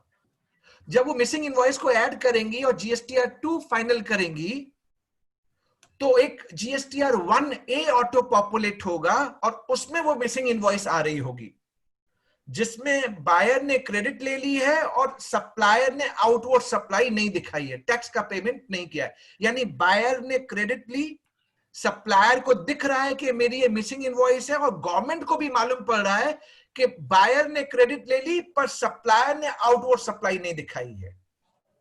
यानी सप्लायर को 1A आइदर एक्सेप्ट करना पड़ेगा या रिजेक्ट करना पड़ेगा जीएसटीआर 3 फाइनल करने से पहले। अगर ये आईटीसी, ये रिटर्न का प्रोसेस अगर चलता तो इसमें सप्लायर को भी मालूम पड़ता, रिसिपिएंट को भी मालूम पड़ता और गवर्नमेंट को भी मालूम पड़ता। मैंने अगर आर्गुमेंट करना है तो मैं कोर्ट में आर्ग्यू करूंगा, my Lord, this ITC machinery provision, it's banking on ITC machinery provision, GST return provision.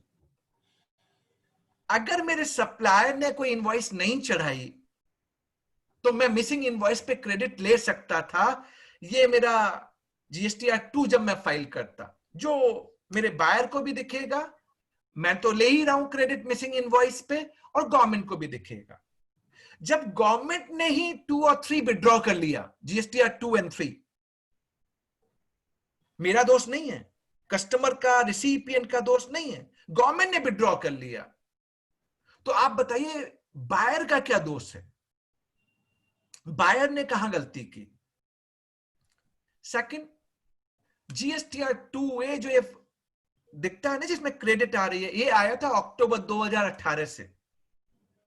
अब 17-18 में 2A था ही नहीं, तो एज ए बायर मुझे क्या मालूम कि मेरे सप्लायर ने 1 और 3 भी फाइल नहीं किया, मैं तो बोनाफाइड हूं। और जो 2A आया भी अक्टूबर से, तो शुरू में ये नहीं मालूम पड़ता था कि उसने 3 भी भरा या नहीं भरा। हो सकता है 1 भरा हो, 2A में आ रहा है, बट 3 भी भरा या नहीं भरा नहीं मालूम पड़ता था। तो एज ए बायर मेरा क्या दोष, मैं तो बोनाफाइड हूं।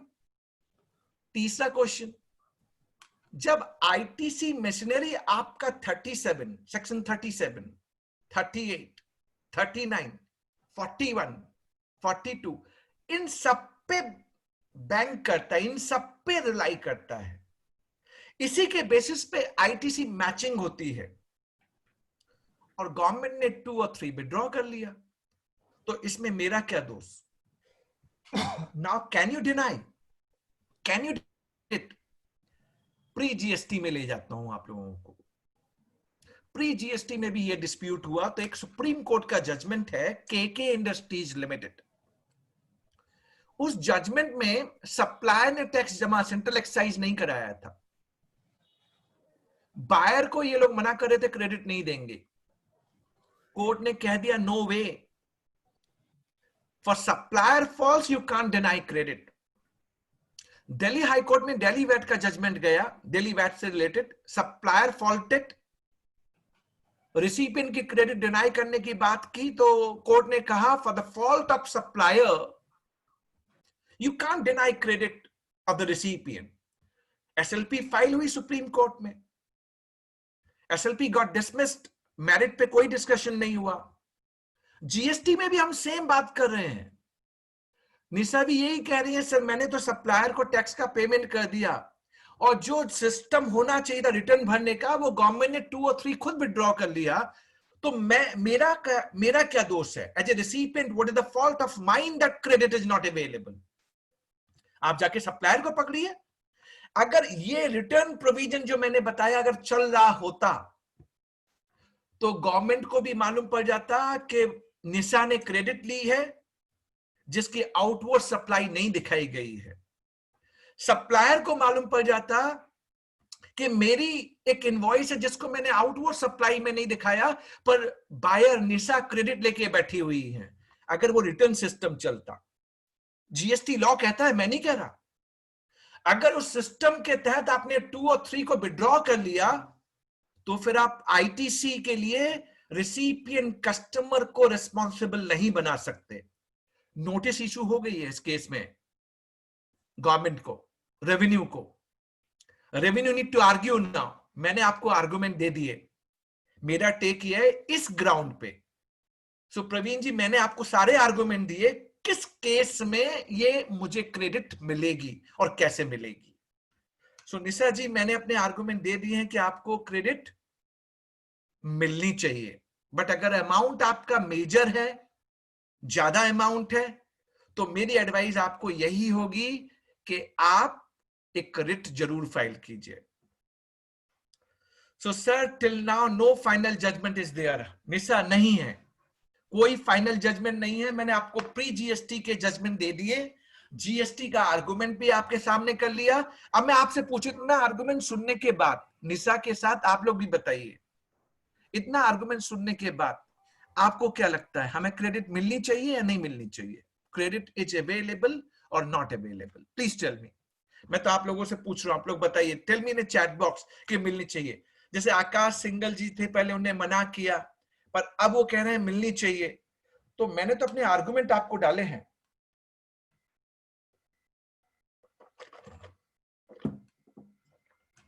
चलिए, ऑल राइट। तो मैंने निशा का भी क्वेश्चन ले लिया, स्वाति बोल रही थी मिलना चाहिए, तो स्वाति जी का भी ले लिया। नहीं, ऐसा नहीं होगा। अंबोज कुमार, अक्टूबर 18 के बाद भी आप ये आर्गुमेंट कर सकते हैं कि 2A में 3B 2A में ये स्टेटस नहीं आता था कि मेरे सप्लायर ने टैक्स का पेमेंट किया या नहीं किया। That was started some time in July 2019। और रूल 36 सब रूल 4 जिसमें कैपिंग का प्रोविजन है, ये सारे 1920 में आए हैं, 1820 में एप्लीकेबल नहीं थे। To my mind 1819 you are safe, credit आपको मिलेगी। और रूल 36 सब रूल 4 या रूल 86A अंबोज मेरे हिसाब से डिस्प्यूटेड पॉइंट है, और मुझे नहीं लगता कि ये रूल सस्टेन करेंगे। You can not override the provision of the act curtailing the right of the taxpayer. That is my argument, and that's what I'm telling you. So to my mind, credit is available. So yes, मेरा suggestion यही है निशा जी आपको। चलिए, आप सही कह रही हैं, मेरा सजेशन यही है आपको। चलिए, एक अब जैसे समय तो नहीं है, एक क्वेश्चन और ले लेता हूं, then we will close. Praveen ji, कोई भी एक क्वेश्चन आप बताइए। सर, एक क्वेश्चन है, एक क्वेश्चन मनोज बंसल जी का, बहुत देर से वो पढ़े हुए थे। मनोज जी को बोलने दीजिए ना, मनोज जी कहाँ है, बुलवाइए उनसे। मुझे बोला विकास जी, विकास विकास मनोज जी को अलाउ कर जरा। विकास, आवाज आ रही है मेरी?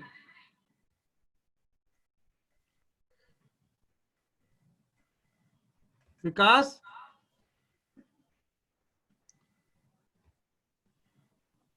सर जब तक मनोज वो आ रहे हैं, तब तक मैं एक क्वेश्चन पूछूं छोटा सा। मेरे ख्याल से सर विमल सर, आप इस बीच में कुछ 2 पॉइंट बताना चाह रहे थे। शुरू में कहा था कि जीएसटी के 990 के बारे में।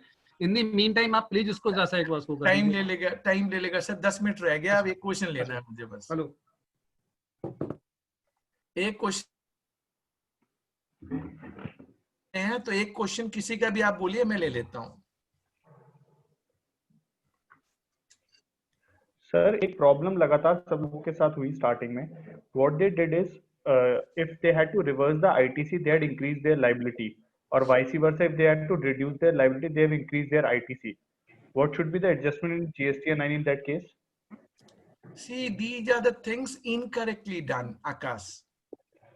When you want to avail ITC, you are reducing your output tax, and when you need to reverse your credit, you are adding in outward supply. Neutral effect is revenue neutral. It is not giving any outcome. It is only revenue neutral transaction. To my mind, you must correct your transaction in GSTR 9, even though you have made the mistake. So something, let's say ITC available to you. If ITC available to you, then you should take an ITC available. And if ITC is not available, you should reverse ITC accordingly. So irrespective of your transaction shown in outward supply and ITC, irrespective, I'm using the term irrespective, Akash, irrespective of whatever transaction you have captured in GSTR 1 and 3B, my suggestion to you would be you should correct your transaction in GSTR 9 accordingly. And then you should be ready with the answer. It's a revenue neutral. मान लीजिए मुझे credit मिलनी थी, मैं assume कर लेता हूं credit मिलनी थी और मैंने आउटवर्ड सप्लाई को माइनस कर दिया. रेवेन्यू न्यूट्रल इफेक्ट, मैथमेटिक्स के हिसाब से कोई फर्क नहीं पड़ेगा, no effect, but disclosure is incorrect. So you must correct this transaction in GSTR 9 accordingly. So आप ऐसा नहीं कर सकते कि ITC मिलेगा तो आउटवर्ड सप्लाई को माइनस कर दिया और वाइस वर्सा ना, वो गलती हो गई है 1 and 3B में. 9 में आप उसको करेक्ट कीजिए. That would be my answer. Yes sir. Right sir. ठीक. कुलदीप जी लाइन पे अभी आकाश कुछ कभी है क्या कुछ क्या? Sir, most of the attendees are asking about table 8C of GSTR 9. What transaction should be reflected over there? जो ठीक है सर, बिमल सर पहले इसको कर दीजिए, एक इस क्वेश्चन को बस कर दीजिए. ये क्वेश्चन ये है कि जो टेबल 8C है GSTR 9 की, उसमें वो फिगर आप डालते हैं आप जब क्रेडिट अवेल करते हैं. क्रेडिट अगर 18-19 की 18-19 में अवेल की तो टेबल 6 में ऑटो पॉपुलेट होती है. और 18-19 की क्रेडिट अगर आपने अप्रैल 19 टू सितंबर 19 में अगर अवेल की तो किस टेबल में दिखाते हैं आप बताइए, प्लीज बताइए. I am asking. अगर table 8C and table number 12 शायद दो जगह नहीं, जैसे मान लीजिए 18-19 की क्रेडिट है, राइट.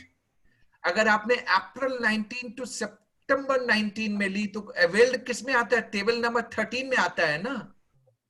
Right sir. 13 में आता है. इसका जो फिगर है वो टेबल 8C में जाएगा. Am I clear, Akash? Right, sir. That would be my answer. Praveen, you can take up your question.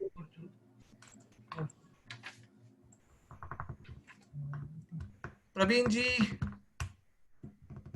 Sir हाँ सर, वो कुलदीप जी लाइन पे हैं. कुलदीप जी. हाँ हेलो. जी कुलदीप जी बोलिए. हेलो. हाँ नमस्कार सर. नमस्कार जी. सर मेरी एक प्रॉब्लम है कि जैसे आपने बताया DRC 03 मैं कैश से ही पे करूंगा अगर मेरे क्रेडिट लेजर में पैसा नहीं है. तो अगर मेरा 2018-19 का कुछ ITC भी रह गया है क्लेम करने से, ना मैंने 3B में क्लेम किया है उसे, वो तो डिस्प्यूटेड कर दिया ना अब आपने. नहीं सर, मैं उसे टेबल नंबर 13 में उसे फिल कर रहा हूँ. तो नहीं कर सकते. अगर 18-19 की क्रेडिट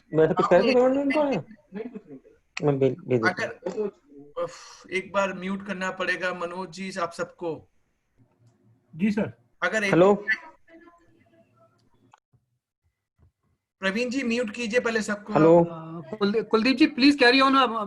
विकास सबको बाकी म्यूट कर दो. विकास सर ठीक है sir, carry on sir. Kuldeep ji अगर 18-19 की क्रेडिट अगर आपने 18-19 में नहीं ली, अप्रैल 19 टू सितंबर 19 में नहीं ली, तो सेक्शन 16 सबसेक्शन 4 आपके लिए एक रिस्ट्रिक्शन क्रिएट करता है. Last date time limit to avail credit. अब आप कहते हैं मैं इसे टेबल 13 में नहीं जाएगा. अगर एटमोस्ट आप डिस्प्यूट करना चाहते हैं तो वो टेबल 6B में आएगा. पहले तो आप यहां करेक्ट कीजिए. GSTR 9 और टेबल 6B में वो कैप्चर होगा. कुलदीप जी आवाज आ रही है आपको? हाँ कुलदीप जी लाइन दो. कुलदीप जी अनम्यूट कर लो. कुलदीप जी अनम्यूट कर लो अपने आप को. हाँ आ रही है सर, आ रही है. कुलदीप जी टेबल 6B में आएगा. टेबल 12 और 13 से वो फिगर जाएंगी जो अप्रैल 19 में दिखाई गई होगी. सर मैंने वही किया है सर. टेबल 13 में मतलब मैंने सितंबर 19 से पहले क्लेम कर लिया है. फिर तो दिक्कत है ही नहीं है, टेबल 13 में लेके जाइए। नहीं, मैंने टेबल 13 में भर दिया, लेकिन मुझे DRC 03 भी फाइल करना है, तो क्या मैं इस क्रेडिट से DRC 03 फाइल कर सकता हूँ या कैश ही पे करूंगा उसका? कैश में ही पे करेंगे। जी सर। सिंपल कॉन्सेप्ट है ना कि अगर मार्च 19 की लायबिलिटी है जी सर, और सितंबर 19 में आप, अगर मार्च 19 की लायबिलिटी है और मार्च 19 की क्रेडिट आप सितंबर 19 में लेते हैं, अगर मैं इस क्वेश्चन को ऐसे कर दूं, जी सर, जो आप मेरे से समझना चाह रहे हो माइट बी, जी सर, जी सर, मार्च 19 की क्रेडिट मैंने सितंबर 19 में ली, बट वो मार्च की ही क्रेडिट थी, जी सर, तो आप क्रेडिट यूज कर सकते हैं। ठीक है ना कुलदीप जी? जी सर। एक छोटा सा क्वेश्चन और था सर, कि अगर मेरी टैक्स लायबिलिटी टेबल नंबर 4 से मैं इंक्रीज कर रहा हूँ या डिक्रीज कर रहा हूँ, तो क्या उसे टेबल नंबर 9 में भी रेक्टिफाई करूँ? नहीं नहीं, अगर आप करेक्ट सेम ईयर में करते हैं जी, तो वो तो ऑटोमेटिकली एडजस्ट हो जाएगी, क्योंकि वो GST 1 से ऑटो है। जी जी। अगर आप उसे अप्रैल 19 टू सितंबर 19 में करते हैं तो वो टेबल 10 और 11 में उसका इफेक्ट आएगा और उसका टैक्स इम्प्लीकेशन टेबल 14 में आएगा। जी, ठीक है जी, thank you sir, thank you. Praveen ji इजाजत।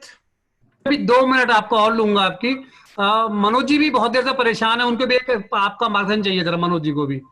मनोज जी को लास्ट, या मनोज जी, हाँ मनोज जी का आवाज होगा। मनोज जी अनम्यूट है, मनोज जी अनम्यूट कर लो अपने आप को। Manoj ji please unmute. Unmute कर लिया।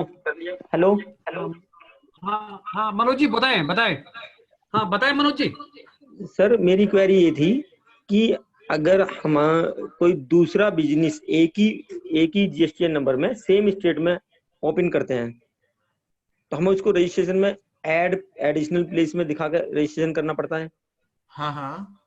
तो बैंक जो है उसको मान नहीं रहा है, वो कह रहा है जी एज ए लीगल ट्रेड उसको आप रजिस्टर्ड कीजिए, अदरवाइज आपका बैंक अकाउंट नहीं खुलेगा उस दूसरे बिजनेस के नाम से। तो मैं इसको कैसे रिजोल्व करूं? ये बैंक वाला इशू है, बैंक वाले से जाके आपको बात करनी पड़ेगी। GST में बैंक मान के जरा, बैंक से खूब समझा लिया, वो कह रहा है जी इसका दूसरा रजिस्ट्रेशन करो। आप उनके रीजनल लेवल तक जाइए। अब ये तो बैंक वाला इशू है ना, मेरे पास इसका आंसर क्या बन सकता है? मैं यही बोल सकता हूँ कि बैंक को समझना चाहिए कि GST में मैं अगर 3 वर्टिकल में हूँ या 4 वर्टिकल में हूँ या 5 डिफरेंट बिजनेस कर रहा हूँ, मैं एक रजिस्ट्रेशन पे कर सकता हूँ सेम स्टेट में। अदरवाइज मुझे मतलब दूसरा रजिस्ट्रेशन लेना पड़ेगा सेम स्टेट में। मैं तो नहीं कह रहा, लेकिन अगर बैंक वाला नहीं मानता, हम मान लेते हैं हाइपोथेटिकली मनोज जी कि वो नहीं मानता जी, फिर तो वो आपको सेपरेट रजिस्ट्रेशन लेना पड़ेगा, तभी वो आपका करंट अकाउंट खोलेगा। हाँ जी, वो असल में 3 बैंकों के अंदर बात हुई है, यहाँ तक कि प्राइवेट बैंक के अंदर भी, वहां भी यही प्रॉब्लम कर रहे हैं। ये ना ग्राउंड लेवल पे बहुत सी प्रॉब्लम है मनोज जी, मैं मानता हूँ। अब ग्राउंड लेवल पे जो माइंडसेट इनका बना हुआ है उसी हिसाब से चल रहे हैं, उसी धर्रे पे चल रहे हैं।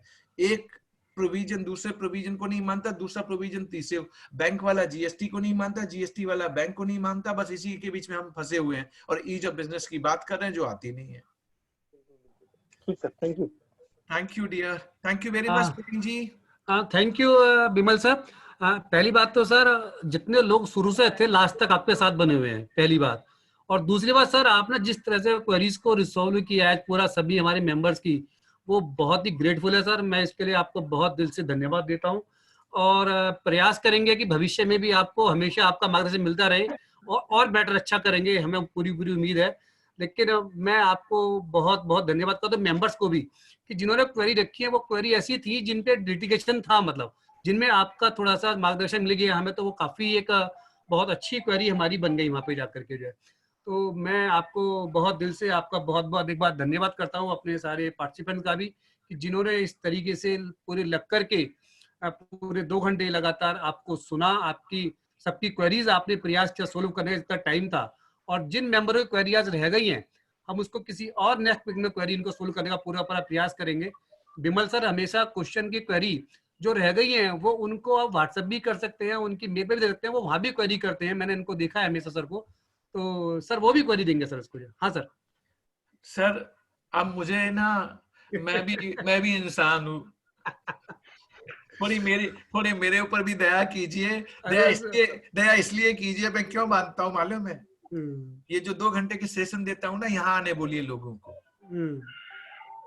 Thank you very much. ठीक, thank you so much sir, आपका बहुत इस पर टाइम देने के लिए, गाजियाबाद ब्रांच के लिए, गाजियाबाद ब्रांच की तरफ से मैं आपका बहुत बहुत आभार, बहुत बहुत धन्यवाद करता हूँ कि आपने अपना कीमती समय दिया आपने। Thank you very much. Thank you sir. Thank you. Thank you. Akash ji coordinator हमारे साथ है। आकाश जी आप कुछ कहेंगे? सर बहुत ही अच्छा सेशन रहा। बेस्ट पार्ट सेशन की थी कि जैसे हम लोग को ये प्रॉब्लम होती है कि कौन से टेबल में क्या फिगर्स आनी चाहिए, विमल सर ने वो बहुत ही ब्यूटीफुली बताया। प्रैक्टिकल एस्पेक्ट पे पूरी वेबिनार रही है हमारी। And thanks to all the participants and all the panelist for attending this webinar. Thank you Vimal sir. Thank you dear. Thank you dear. Thank you all of you. Thank you participant और सभी का participant. एक बार धन्यवाद सभी को। मैं participants एक बात और कहूंगा कि कल भी हमारी एक इनकम टैक्स पे वेबिनार है, इनकम टैक्स ऑडिट पे, जो प्रमोद जैन जी लेंगे, जो काउंसिल मेंबर हैं। तो मेरी सबसे हम्बल रिक्वेस्ट है कि जो आज विमल जी ने हमें एक प्रकाश दिया, एक मार्गदर्शन दिया कि सब लोग उसको माने, और हम लार्ज नंबर्स में हमारे जो भी हमारे स्पीकर होते हैं उनकी जमा पूंजी केवल जो है ऑडियंस होती है, तो वो सब लार्ज नंबर्स में होंगे तो उनको बड़ा अच्छा लगता है कि प्रोग्राम को अच्छा मैनेज करने के लिए। तो मैं आप सबको इनवाइट कर रहा हूँ कि कल के प्रोग्राम में भी सब लोग लार्ज नंबर्स में आए। और इसके साथ मैं मीटिंग को समाप्त करता हूँ। बहुत बहुत एक बार सबका धन्यवाद। बहुत बहुत धन्यवाद सर। धन्यवाद सर।